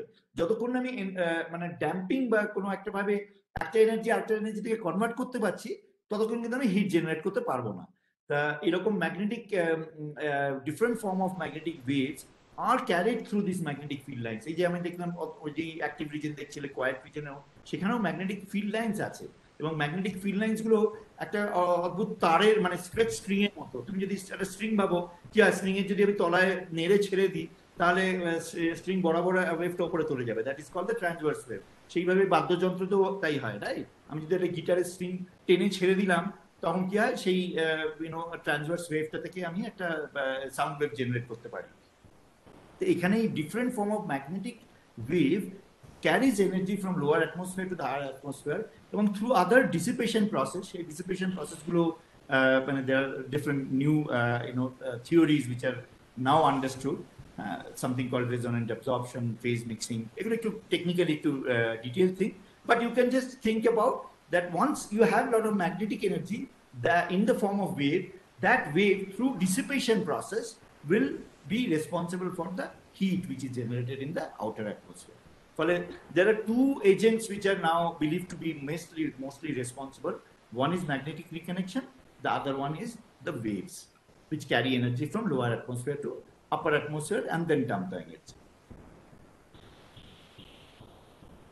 Now, next, Monojit Kopot, you unmute your microphone and ask. বলছিলাম যে সূর্যের সারফেসে ম্যাগনেটিক ফোর্স গুলো অত কাছাকাছি কেন হয়? It's a good point. আমি ওই প্রসঙ্গটা আনিনি। তো যেটা দেখা যায় যে এই যে ম্যাগনেটিক সানস্পট গুলো, সেগুলো সবসময় পেয়ারে আসে। তার মানে কি হচ্ছে, অ্যাকচুয়ালি এই যে ম্যাগনেটিক ফিল্ডটা জেনারেটেড হয়, এটা কিন্তু সূর্যের ভেতরে তৈরি হয়। সূর্যের ভেতরের পুরো পরিষ্কার পিকচারটা তো আমি দিইনি। প্রায় 30% inside the surface actually sun is convective. হ্যাঁ, কনভেক্টিভ, আমি যে জলের ফোটানোর যে গপ্পটা করেছিলাম, সেরকম ধরা যেতে পারে। এই যে ফ্লাক্স টিউব গুলো, magnetic field lines are bundles of like flux tube. এটাকে আমি যদি রাবারের টিউবের কথা ভাবি, এবার তুমি ভাবো যে একটা বালতির মধ্যে আমি যদি এই রাবারের টিউবকে একদম নিচে ডুবিয়ে রাখি, কি হয়, রাবারের টিউবটা যেহেতু হালকা, সে কিন্তু সারফেসে ভেসে আসে। সে ভেসে আসলে কি হবে, একটা দিকে এইরকম ভাবে বেরোবে, আর একদিকে নেমে যাবে। ফলে যেদিক থেকে বেরোচ্ছে সেটা একটা পজিটিভ পোলারিটি হবে, যেটা নেগেটিভ, যেদিকে ভেতরে ঢুকে যাচ্ছে সেটা নেগেটিভ পোলারিটি হবে। ফলে এই যে ম্যাগনেটিক ফ্লাক্স টিউব গুলো, যেগুলো কিনা বেস অফ দ্য কনভেকশন জোনে তৈরি হচ্ছে, তারা ওই রকম বায়োয়েন্সির জন্য, এই যে অ্যাকচুয়ালি আমি ভেসে ওঠার কথাটা বলছিলাম, সেটা আর্কিমিডিজের প্রিন্সিপাল, রাইট? তার থেকে বায়োয়েন্সির কনসেপ্ট আমরা এসেছি। যেহেতু এটা ম্যাগনেটিক টিউব, এগুলোকে বলা হয় ম্যাগনেটিক বায়োয়েন্সি। যার ফলে ফ্লাক্স টিউবস গুলো উপরে বেশি আসে, এবং যেহেতু এটা টিউব, তো টিউবের যেখান থেকে বেরিয়ে আসবে সেখানে একটা পোলারিটি হবে, যেটা থেকে ঢুকে যাবে আবার সেটা আরেকটা পোলারিটি হবে। সেই জন্য একটা ডিস্টেন্স দেখা যায় দুটো পোলারিটির মধ্যে সবসময়, because they are part of the same flux tube. ঠিক আছে? Okay, now Protim Bhaumik. Sir Yes, speak. বলছি স্যার, কখনো কি সূর্যের কাছে যাওয়া কখনো সম্ভব হবে? মানে কোনো কিছু পাঠানো, মানে সূর্যের কাছে গেলে তোমাকে তো মানে ওর তাপ থেকে বাঁচিয়ে রাখতে হবে আর কি। মানে এমন একটা পদার্থ যেটা কিনা মানে ইনডেস্ট্রাক্টেবল হিটের ক্ষেত্রে, সেটা কি কখনো পাঠানো সম্ভব হবে? Okay, it's a good, interesting question. In fact, there is a new mission from NASA which is called the Parker Solar Probe. Parker Solar Probe সূর্যের সবচেয়ে কাছে যাওয়ার চেষ্টা করছে।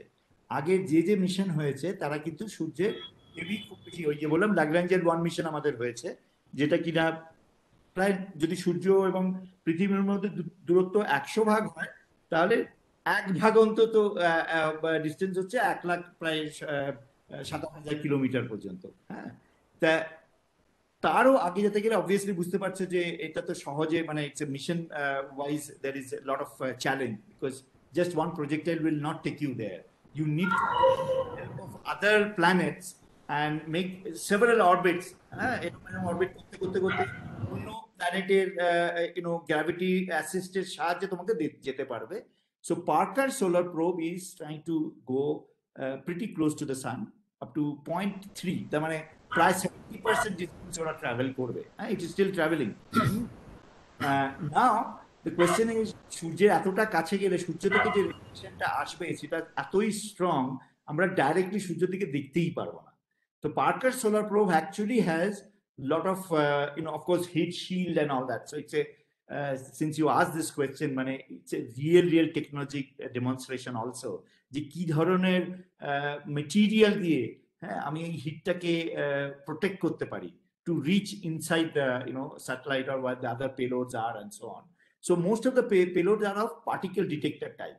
মানে যেহেতু আমরা এত সূর্যের কাছে যাচ্ছি, সেই এনভায়রনমেন্টে কতটা কি ধরনের কম্পোজিশন আছে, কি ধরনের চার্জেস আছে, কি ধরনের চার্জ বাই মাস আছে, কি ধরনের ম্যাগনেটিক ফিল্ড আছে, এইগুলো সব মাপার যন্ত্র বেশি আছে। এবং সূর্যের দিকে ডাইরেক্টলি না দেখে ও কিন্তু অন্যদিকে ছবি তুলছে। এই ধরনের ইমেজারকে বলা হয় হিলিওস্ফেরিক ইমেজার, এবং সেই ধরনের ইমেজারও আছে। There is a coronagraph, but it is actually not directly looking at the sun. It is looking far away from the sun because of the same reason that it is going very close. So Parker Solar Probe of NASA is the highest probably quality space program, যেখানে কিনা এই ধরনের engineering challenges are also being taken up. And also the point is, in terms of orbit of this, taking the assistance from other planets and so on and so forth to reach closer to the sun. Hello sir, as this topic is very interesting, I think every student will have a question, but I don't think that we can take all questions. Then if they can contact with you through email or anything, they have query. Yeah, that's absolutely fine, but I have still some more time, so if you... Okay, so now let me ask Aryan Hossein, you have any unmute your mic and ask your question. Sir, আমার প্রশ্ন ছিল এটাই যে সূর্য তার লাইফের একেবারে শেষের দিকে যখন তার ফুয়েল ফুরিয়ে যাচ্ছে, যখন সে মানে শেষ হয়ে যাবে, তখন সে একটা রেড জায়ান্টে পরিণত হচ্ছে কি করে? এত একটা বড় অতিকায় দানবের তুল্য আকার ধারণ করছে কি করে? হ্যাঁ, ওকে, সো ইটস ইন্টারেস্টিং কোয়েশ্চেন। তবে সূর্যের ভেতরে মানে প্রাইমারিলি এখনো অনেক হাইড্রোজেন আছে। এই যে হাইড্রোজেন কনভার্ট হয়ে হিলিয়াম হচ্ছে ইত্যাদি বলছিলাম না, ফলে যে মেইন যে source of energy is through this PP chain reaction where hydrogen gets converted to helium.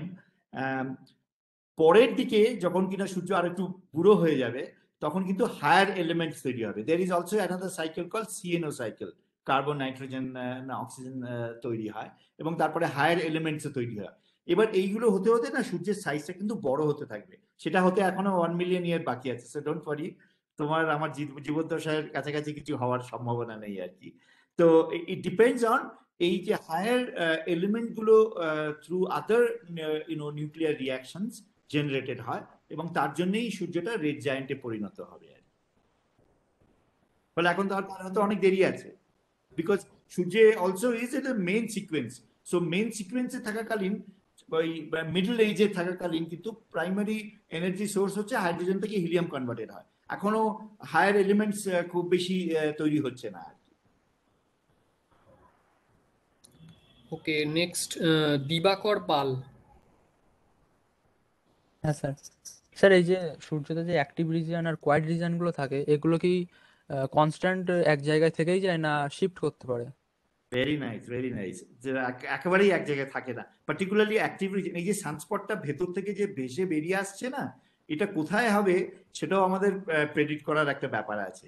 এবং সেইটা এই যে বলছিলাম সূর্যের ডিফারেন্ট ফেজ আছে, এই যে 11 ইয়ার সাইকেল আমরা বলছিলাম, যে বিগিনিং অফ দ্য সাইকেল এই সানস্পটস গুলো 30-40 ডিগ্রি ল্যাটিটিউড, তুমি যদি সূর্যকে এরকম উপরে একটা নর্দার্ন হেমিস্ফিয়ারে বিভিন্ন ডিগ্রিকে আমরা ল্যাটিটিউড বলি, হ্যাঁ, সাধারণত 30-35 ডিগ্রি ল্যাটিটিউডেই সূর্যের এই সানস্পট গুলো দেখা যায় the beginning of the cycle.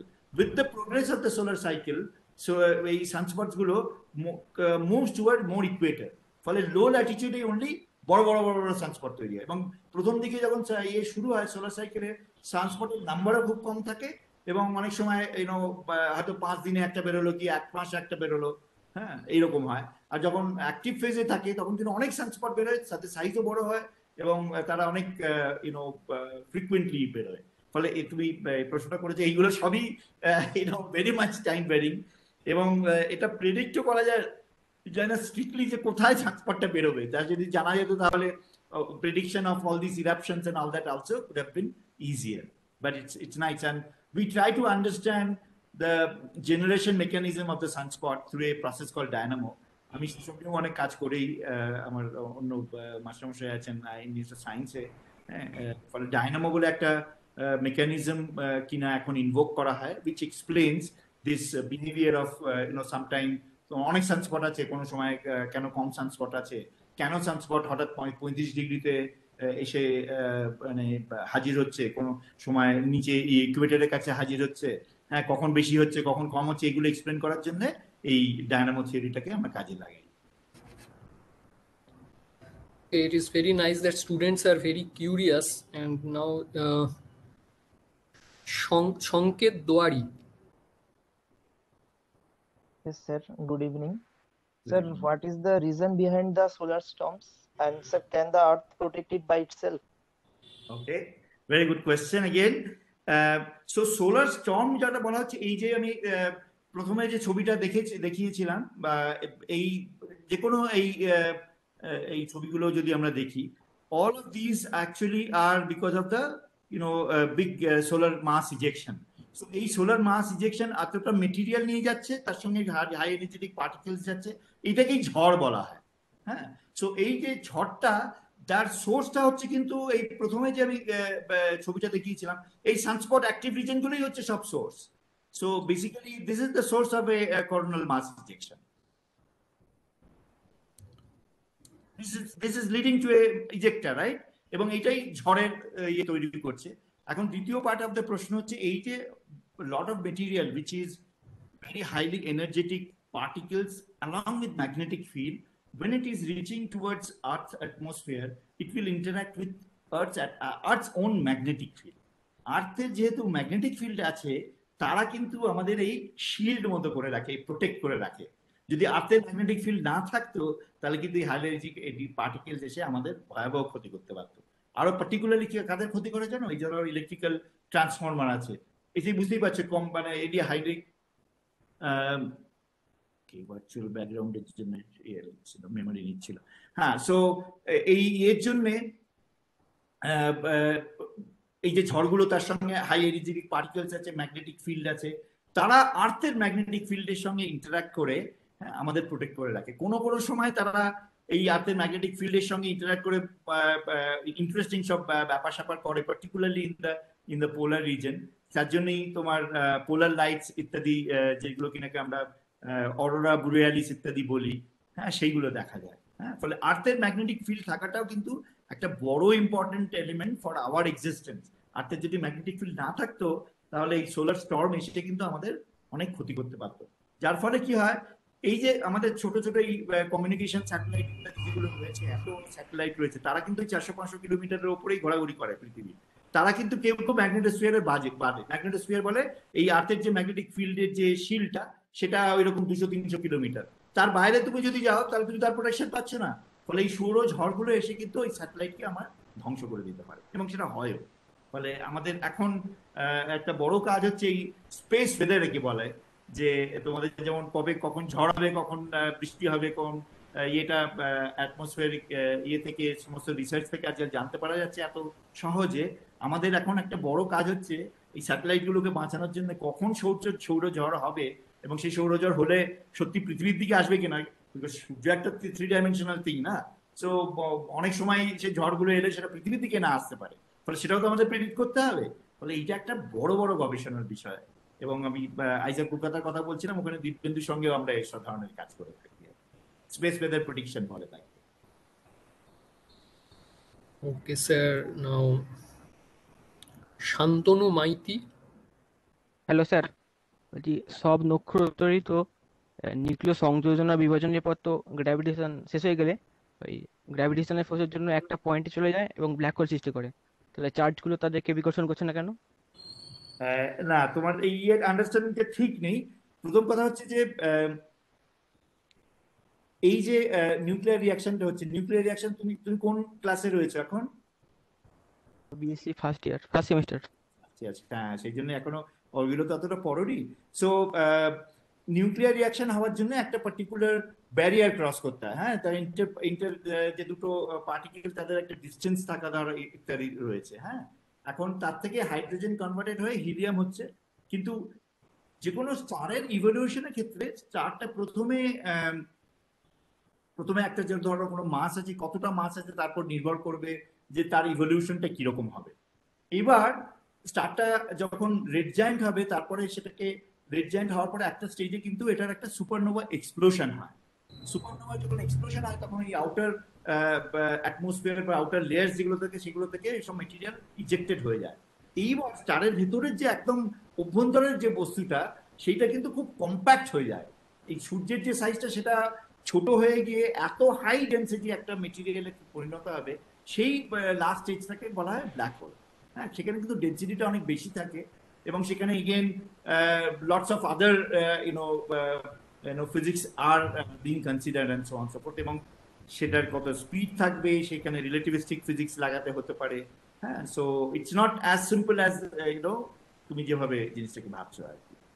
তোমাকে তার জন্য আরো কতগুলো ফিজিক্সের বিভিন্ন ধারা কমপ্লিট করার পরে তুমি এই জিনিসটা একটু বুঝতে পারবে।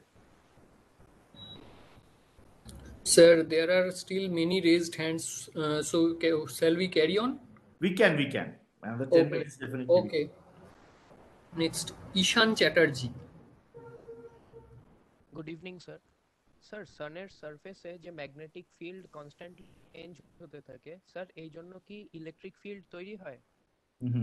Okay, so you are absolutely right again. So আমরা কিভাবে electric field changing currents can generate magnetic field আর ভাইস ভার্সা, রাইট? প্রবলেমটা হচ্ছে যে ইলেকট্রিক কারেন্ট মেজার করার জন্য মানে আমাদের সব অবজারভেশনই তো রিমোটলি। হ্যাঁ, আমার তো কারেন্ট যদি ল্যাবরেটরিতে থাকতো, কারেন্ট মেজারের জন্য আমি অ্যামিটার থাকলেই আমি তার থেকে মেপে নিতে পারতাম, কিন্তু সেটা তো করা সম্ভব না এখানে। সেই জন্য আমরা কারেন্টের টার্মে জিনিসটাকে ভাবি না, ম্যাগনেটিক ফিল্ডের সাহায্যে ভাবি। কিন্তু ইউ আর অ্যাবসলিউটলি রাইট, এই যে রিকানেকশন প্রসেসে বলছি, যেখানে ম্যাগনেটিক ফিল্ড যখন চেঞ্জ হবে, সেখানে কিন্তু হাইলি কারেন্ট লেয়ার তৈরি হয়, একে বলা হয় actually current shits. So obviously there are always high generation of currents. In fact, তুমি হিটিং ইত্যাদি যে পাচ্ছ, that is also because of the electric presence of electric field. But in the Maxwell's equation, তুমি যদি Maxwell's equation পড়ে থাকো, সাধারণত আমরা চেষ্টা করি কি মানে changing magnetic field is related to the electric field, right? তো সেইগুলোকে আমরা মানে ম্যাগনেটিক ফিল্ডের সাহায্যে একটা ইকুয়েশন আমরা তৈরি করি যাকে বলা হয় ইন্ডাকশন ইকুয়েশন। সেই ইকুয়েশনের সাহায্যে আমরা জিনিসপত্র এক্সপ্লেন করার চেষ্টা করি। But you are absolutely right, you are what you see is nothing but these are currents only. Students, those who have already done a question, please put down your raised hand, because otherwise I cannot isolate between you. So now Shatik Das. Hello sir, sir আপনি যে বললেন যে সানের উপরে যে dark স্পটটা আছে সেটা like a column, then it's column মানে স্টার্টস। ভাই এটা একটু ভেঙে গেল, আরেকবার বলবে? Repeat your question. হ্যাঁ স্যার, বলছি যে সানের উপরে যে ডার্ক স্পটটা থাকছে ওটা হচ্ছে স্যার মানে আপনি বলেন একটা পার্টিকুলার জায়গা নয়, ওটা একটা কলাম টাইপের। সেই কলামটা স্যার কোথা থেকে শুরু হচ্ছে না স্যার পুরো সানটা জুড়ে এদিকে একটা কলাম থেকে ওদিকে একটা কলাম পর্যন্ত বিস্তৃত থাকছে? হ্যাঁ, তা সূর্যটা তো বেশ বড় একটা বস্তু, মানে বিশাল বড় একটা সাইজের, যেখানেই ফ্লাক্স টিউবটা বেরিয়ে আসছে। আমি যেটা বলার চেষ্টা করছি, তুমি আবার ওই জলের বালতির মধ্যে যদি তুমি একটা রাবারের টিউব যদি নিয়ে ভেতরে ঢোকাও, তুমি যদি ওই পিকচারটাকে ভাবার চেষ্টা করো তাহলে তুমি বুঝতে পারবে। এবার রাবারের টিউবটা যখন বেরিয়ে আসছে জলের ওপরে, ও একটা ওমেগা টাইপের সাইজ করছে, বুঝতে পারছো? একটা ওমেগা টাইপের সাইজ। ফলে একটা জায়গায় যে উঠছে আরেক জায়গায় বেরোচ্ছে, এই যে উঠছে যে জায়গাটাকে সেটাকে আমি কলাম বলছি আর কি। ফলে নিচে ফটোস্ফিয়ারে সেটা অ্যাঙ্কার্ড হয়ে আছে। এইবার আমি ওপরে ক্রোমোস্ফিয়ারে দেখতে পাচ্ছি, তার উপর আমি করোনাতেও এটা দেখতে পাচ্ছি। ফলে এই একটা ভার্টিক্যাল টিউবের মতো তুমি, এবং ভার্টিক্যাল টিউবটাও আরো ইন্টারেস্টিং ব্যাপার হচ্ছে যে ওটা সোজা থাকবে না, কেননা যতই আমি ওপরে যাবো না, আমাকে টিউবটা একটু আস্তে আস্তে এক্সপ্যান্ডও করতে থাকবে, কেননা ওপরের ডেন্সিটিটা কম। ফলে তার প্রেশার ব্যালেন্স ইত্যাদি ফিজিক্সের স্ট্যান্ডার্ড প্রিন্সিপাল ফলো করে এই টিউবটা এরকম আস্তে আস্তে আস্তে আস্তে এক্সপ্যান্ড করতে থাকে। নেক্সট মহাতপা চক্রবর্তী। হ্যাঁ স্যার, সূর্যের সারফেস থেকে পৃথিবীতে আলোর আসতে 8 মিনিট সময় লাগে, কিন্তু সূর্যের কেন্দ্রে যখন একটা ফোটন তৈরি হয়, সেই ফোটনকে সূর্যের কেন্দ্রে থেকে সারফেসে আসতে কয়েক লক্ষ বছর পর্যন্ত লাগতে পারে, এটা আমি শুনেছি। মানে এটা কেন হয়? মানে আমরা তার মানে যে সূর্যের আলো চোখে দেখছি, সেই ফোটনটা যখন সূর্যের কেন্দ্রে জন্মেছিল তখন মানে আমাদের মনুষ্য জাতির তখনও সেরকম ডেভেলপমেন্ট হয়নি। খুব ভালো প্রশ্ন, তুমি ঠিকই বলেছো। তার কারণটা হচ্ছে যে সূর্যের ভেতরে যেখানে কিনা ওই ফোটনগুলো তৈরি হচ্ছে না, সেখানে ডেনসিটিটা খুব বেশি। তোমরা কাইনেটিক থিওরি অফ গ্যাসেস পড়েছো, সেখানে র্যান্ডম ওয়াকের কথা ভেবে শুনেছো যে একটা পার্টিকেল আর একটা পার্টিকেলের সঙ্গে ধাক্কা লাগবে, হ্যাঁ, এবং সেটা ধাক্কা পেয়ে কি হবে, সে আবার অন্য পথে যাবে, দিয়ে সে আরেকটা পার্টিকেলের সঙ্গে ধাক্কা লাগবে, দিয়ে আবার উপরে যাবে। ফলে সূর্যের ভেতরেই এই photons also আন্ডারগোজ this random walk. এবং একটা মাতালকে ছেড়ে দিলে যেরকম হয়, সে তাকে তুমি একটা বাড়ি থেকে অন্য বাড়িতে যেতে বলো, সে অনেক সময় নেয়, হ্যাঁ, সে কিন্তু সোজা পথে চলতে পারে না, তো সে এদিক ওদিক ধাক্কা খেতে খেতে খেতে খেতে খেতে অনেক বছর পরে বাড়ি পৌঁছাতে পারে। তো এখানে সেই টাইমটা একটু লম্বা, because the interparticle, the mean free path is very very small, because it's a very dense material. এবং তুমি যেটা বললে, এবারে এই যত তুমি সারফেস ভেতর থেকে কোর থেকে বাইরের দিকে আসছো, তত কি হচ্ছে, তোমার মিন ফ্রি পাথটা বাড়তে থাকছে। ফলে ওই মানে ইয়েটা কোলিশন হতে হতে হতে আস্তে আস্তে সে তোমার এমন একটা জায়গায় এসে দেখবে সে আর কোনো পার্টিকেলের ধাক্কা না খেয়ে সে বাইরে বেরিয়ে চলে আসবে। এবং that particular layer is called surface of the sun, because surface টা কিন্তু একটা রিজিড বলের মতো নয়।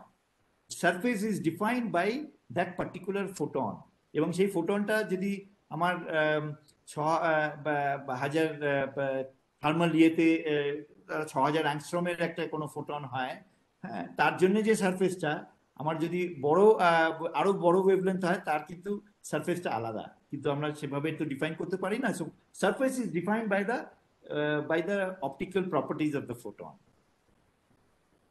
ঠিক আছে? নেক্সট সিদ্ধার্থ মিঠিয়া। হ্যাঁ স্যার, আমি। Yes, Hello. ask your question. Sir, may I ask my question? Yes. Sir, my question is about space observatory. Yes, ask your Sir, my question. yeah, sir, I saw in many pictures that of space observatory that they shoot powerful lasers towards sky while observing a target. Sir, my question is, what is the role of this laser light? Okay, so that's actually a different technique altogether. এটা ঠিক সূর্যের ক্ষেত্রে কাজে লাগানো হয় না, কিন্তু it is done for other astronomical objects. Basically laser light throw করে তার রিফ্লেক্ট করে যখন তুমি ফিরে আসবে, সেইটা থেকে ও ডিস্টেন্সের ক্যালকুলেশনটা করে। হ্যাঁ, এবং সেই ডিস্টেন্স ক্যালকুলেট করে যে ধরনের অপটিক্যাল ডিভাইস দিয়ে এই ধরনের অবজারভেশন করা হয় তার কিছু কারেকশন করা হয়। So it is laser light is used for pointing to that particular star or object, and then getting the bounced light from the star, you get a precise information about the distance and so on and so forth. It's a very highly sophisticated technique. Yeah.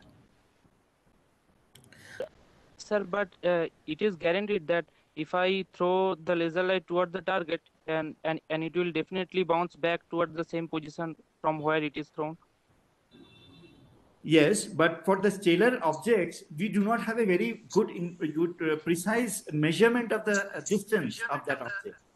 এবং সেই ডিস্টেন্সটা যদি precise information জানা থাকে, তাহলে আমি অনেক কিছু যে ইনস্ট্রুমেন্টগুলো দিয়ে আমি অবজারভেশন করি সেখানে অনেক কিছু আমি কাজে লাগাতে পারি, কিন্তু সেই ডিস্টেন্সটা সম্বন্ধে আমাদের খুব মানে প্রিসাইজ জানা থাকে না আর কি। ফলে laser light helps in that information, এবং that information is used actually for there are certain other techniques যে মিরর আমরা ইউজ করি, সেই মিররের ওপরে কিছু কারেকশনস করা যেতে পারে। মিররকে আমরা অল্প বেন্ড করতে পারি, হ্যাঁ, সেই বেন্ড করে যেগুলো ডিস্টেন্ট অবজেক্ট থেকে টু সাম এক্সটেন্ট যে রেগুলো আসে সেগুলো ডিস্টর্টেড হয়ে যায়, সেই ডিস্টরশনকে কারেক্ট করার জন্য there are certain optical techniques which are used, সেই তার এর জন্য এই লেজার টেকনোলজিটা ইউজ করা হয়। Sir, if the target is sir, if the target is itself a star, so in that case, can we use those laser lights, because it will take many light years of times to go to the target? No, it depends on what you use it. So there are certain objects in between also, within the star and you. So you can use that also as a correction.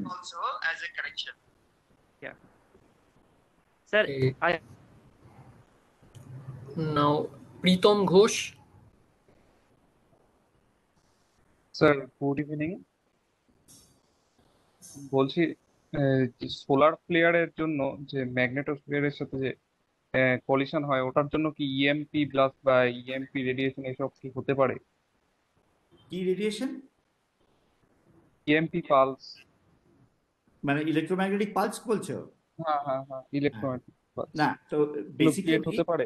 Right, যে কোনো ধরনের perturbation যদি বাইরে থেকে আসে, ধরো that could be primarily from say solar origin, হ্যাঁ, that is carrying a electric field and a magnetic field. Actually আমি ম্যাগনেটিক ফিল্ডের সাহায্যেই পুরোটা এক্সপ্লেন করছিলাম, but it will also have charge particles and so on so forth. Okay, so whenever it is interacting with any electrical setup, that's why I was just giving you example of the transformer and so on.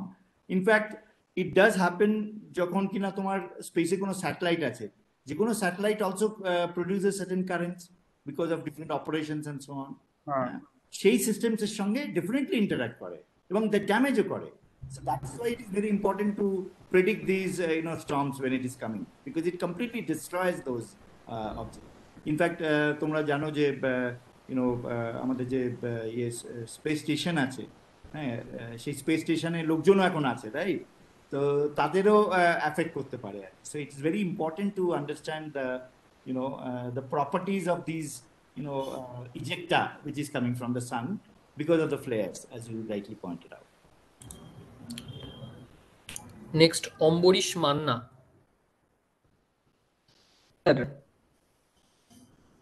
Yes, sir. Sir, good evening. Evening Yes, good sir evening. বলছি পৃথিবীর sir বলছি পৃথিবীর ক্ষেত্রে যেমন মানে চৌম্বক ক্ষেত্রটা দুটো মেরুতে যেমন জয়েন হচ্ছে মানে ওই জন্য পৃথিবীটাকে একটা বার ম্যাগনেটিজম আমরা টোটাল বলতে পারছি, কিন্তু সূর্যের ক্ষেত্রে দেখলাম যে বিভিন্ন জায়গা থেকে শুরু হয়ে বিভিন্ন জায়গায় শেষ হচ্ছে, মানে ক্ষেত্রে পোলারিটিটা কেমন ভাবে হচ্ছে, নর্থ সাউথ পোলটা কিভাবে কি বলতে? Right. It's a good question.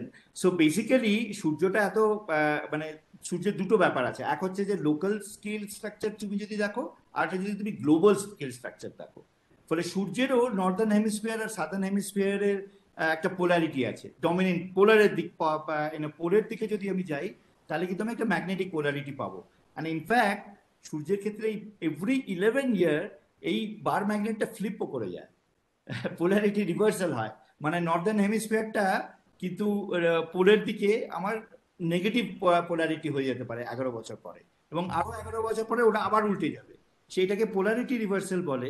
এবং সূর্যের ক্ষেত্রে সেটা এভরি 11 ইয়ার্স হয়, পৃথিবীর ক্ষেত্রে এটা 1 মিলিয়ন ইয়ার্স লাগে। So the generation mechanism of the magnetic field or the dynamo which is invoked for explaining the magnetic field generation is very different in the case of the sun as compared to Earth, because of the internal structure of these two objects are very different. সূর্যের ক্ষেত্রে একটা convection zone থাকে, তার মধ্যে আমি বলিনি, ভেতরে radiation zone থাকে, তার নিচে কোর থাকে, ফলে এর বিভিন্ন প্রপার্টির জন্য দ্য ডায়নামো এবং সূর্য অ্যাকচুয়ালি ডিফারেন্সিয়ালি রোটেট করে। হ্যাঁ, ইকুয়েটারটা রোটেট করে much faster than the pole, so that is a very very unique property of sun আর আদার স্টার্স অ্যাজ ওয়েল। পৃথিবী তো একটা সলিড বডি রোটেশনের মতো না, so it's very very different. So, I think yes, we are taking the last question. Swarnodip Odhikari. Yes, sir. Sir, is the Dyson sphere practically possible? What is possible? Can you repeat once again? Swarnodip. Swarnodip. Hello, sir, am I audible? Yes. Yes. Ask Yes, your sir. question. Yes. Sir, is Dyson sphere possible? So I'm built a series of pair of you pronounce it solar panels around the sun to harvest the energy. Onion, তুমি কি পরিষ্কার শুনতে পেলে কি sphere কথা বলছো? No, I could not hear it clearly. I think he is talking about Dyson sphere, something called Dyson sphere.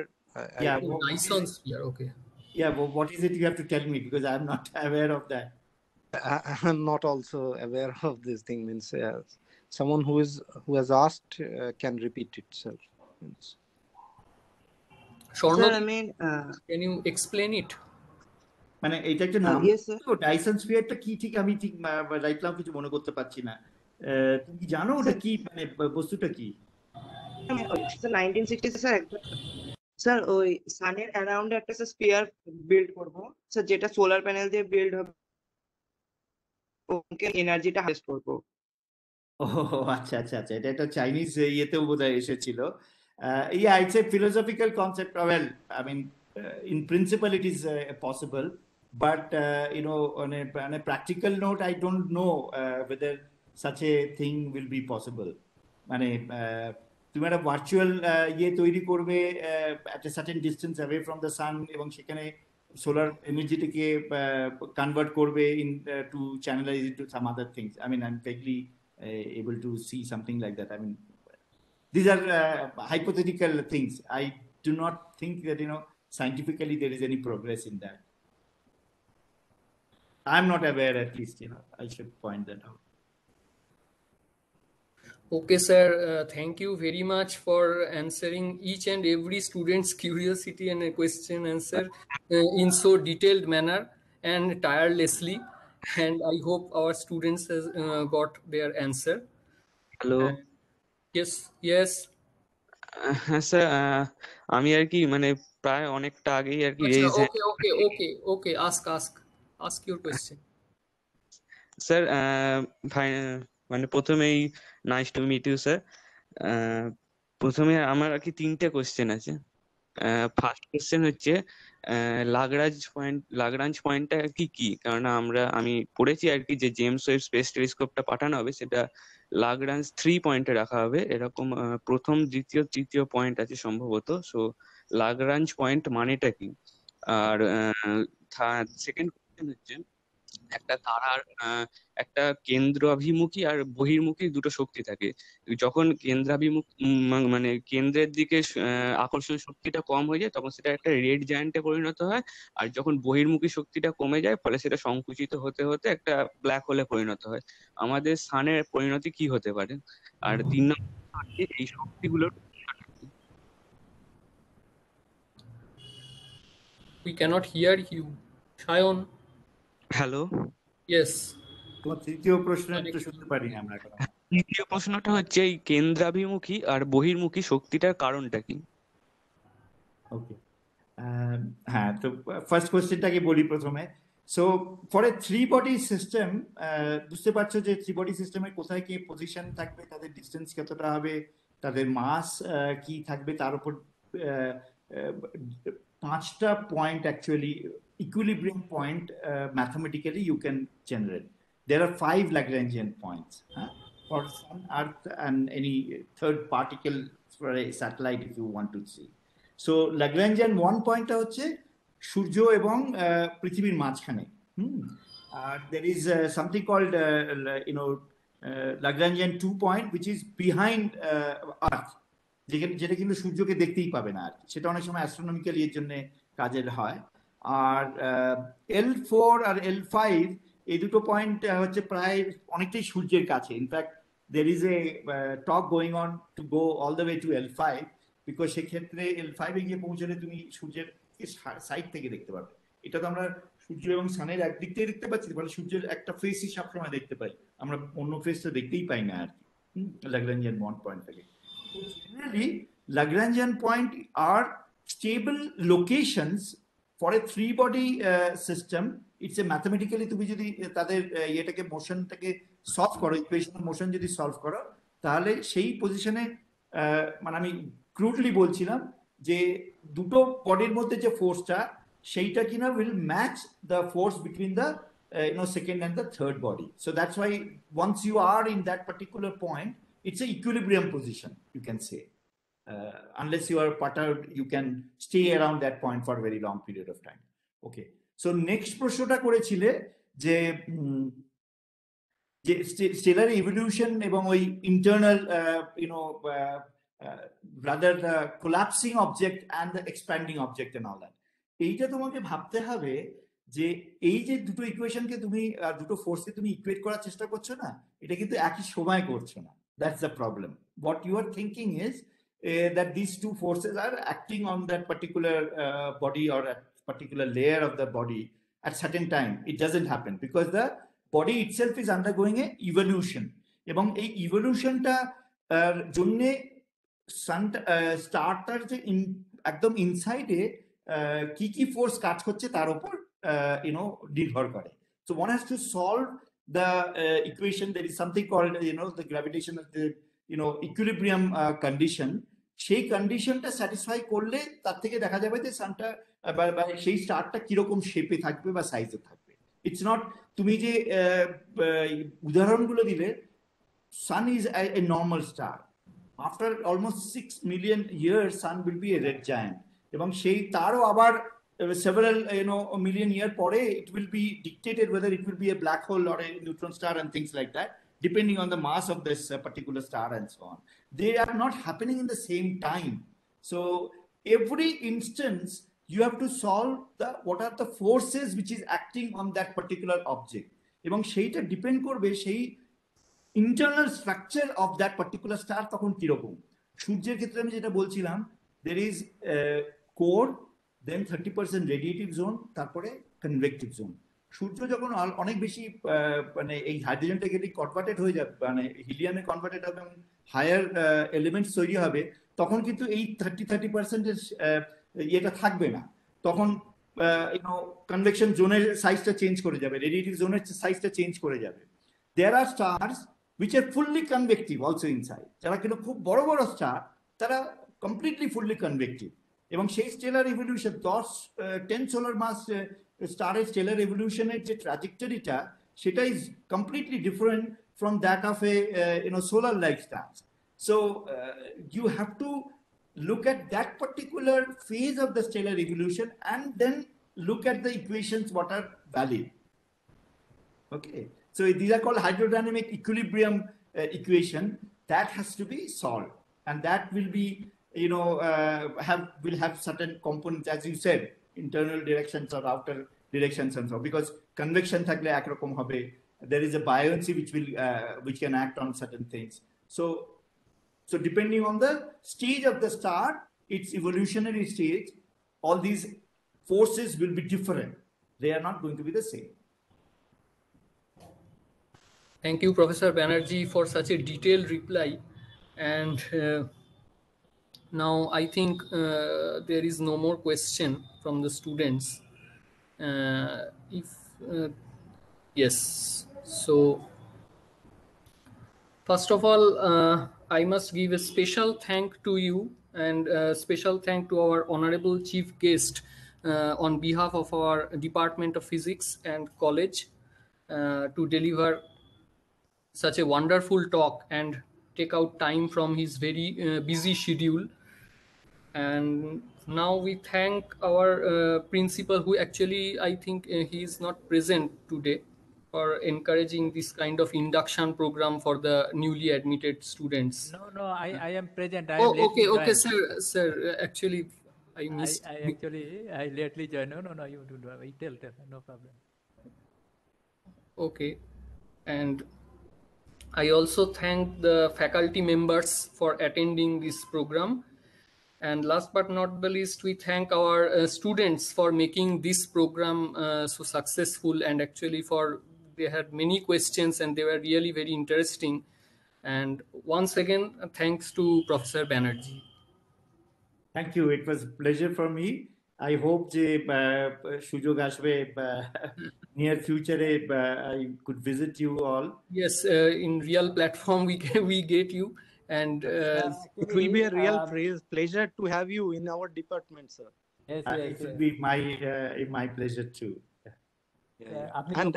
And this talk was so interesting. Means this was the most interactive session I can remember. Means from the students' point of view, means you ignited them in a best way you can. Means it was absolutely amazing. It was very nice. Thank you.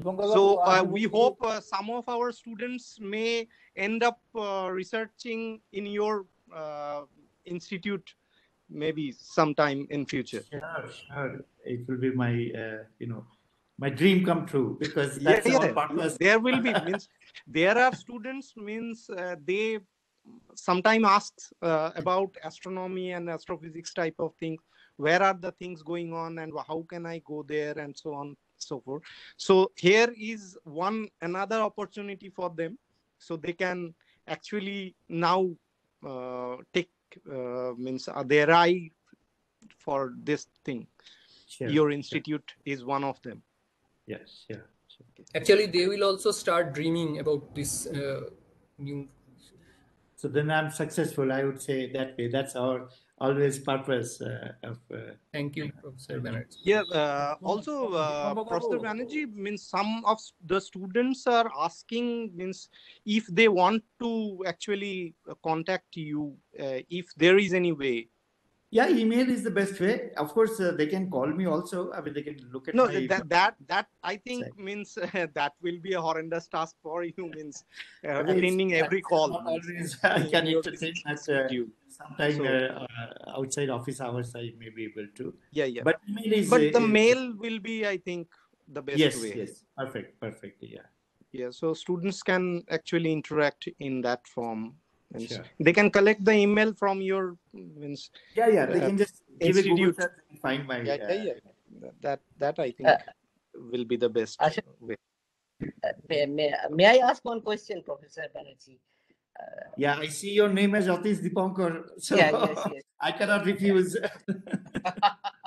No, my question is if your institute is going to open a course, post BSc course for our students in near future, if you have such. Yeah, we may do. Actually, I have taken over the directorship about 1.5 years back, and after that, all these, pandemic has not allowed me to, open up any avenues, new avenues, so to say. So there are certain summer school and winter school which takes place.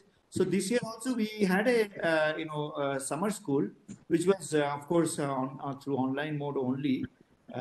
So there we normally take mostly postgraduate students, but there are certain other programs where I participate also. There is something called NIUS program. This is called National Initiative for Undergraduate Studies, which is controlled by Homi Bhabha Center of Bombay, and I do lecture there as well. So I take 4 or 5 students as a mentor for their entire undergraduate period. So I think undergraduate students can look at the NIUS program. It's it's a competitive program to be selected, but there are quite a few students from eastern part of India get selected. So that would be one avenue. We may be able to offer certain things in future for undergraduate students. We are actually talking to other institutes also, like in Institute of Astrophysics, Raman Research Institute, even SN Bose Center in Calcutta. So we may start up some joint programs as well in future. Thank you, sir. এটা আমি বলছি দীপঙ্কর বাবু, আমি কমলস্থানন্দ বলছি, স্বামী কমলস্থানন্দ। হ্যাঁ, বলুন। হ্যাঁ, আমার একটু আসতে দেরি হয়ে গেল, একটু ওই কলকাতাতে গেছিলাম, বুঝতে আর প্রচন্ড মানে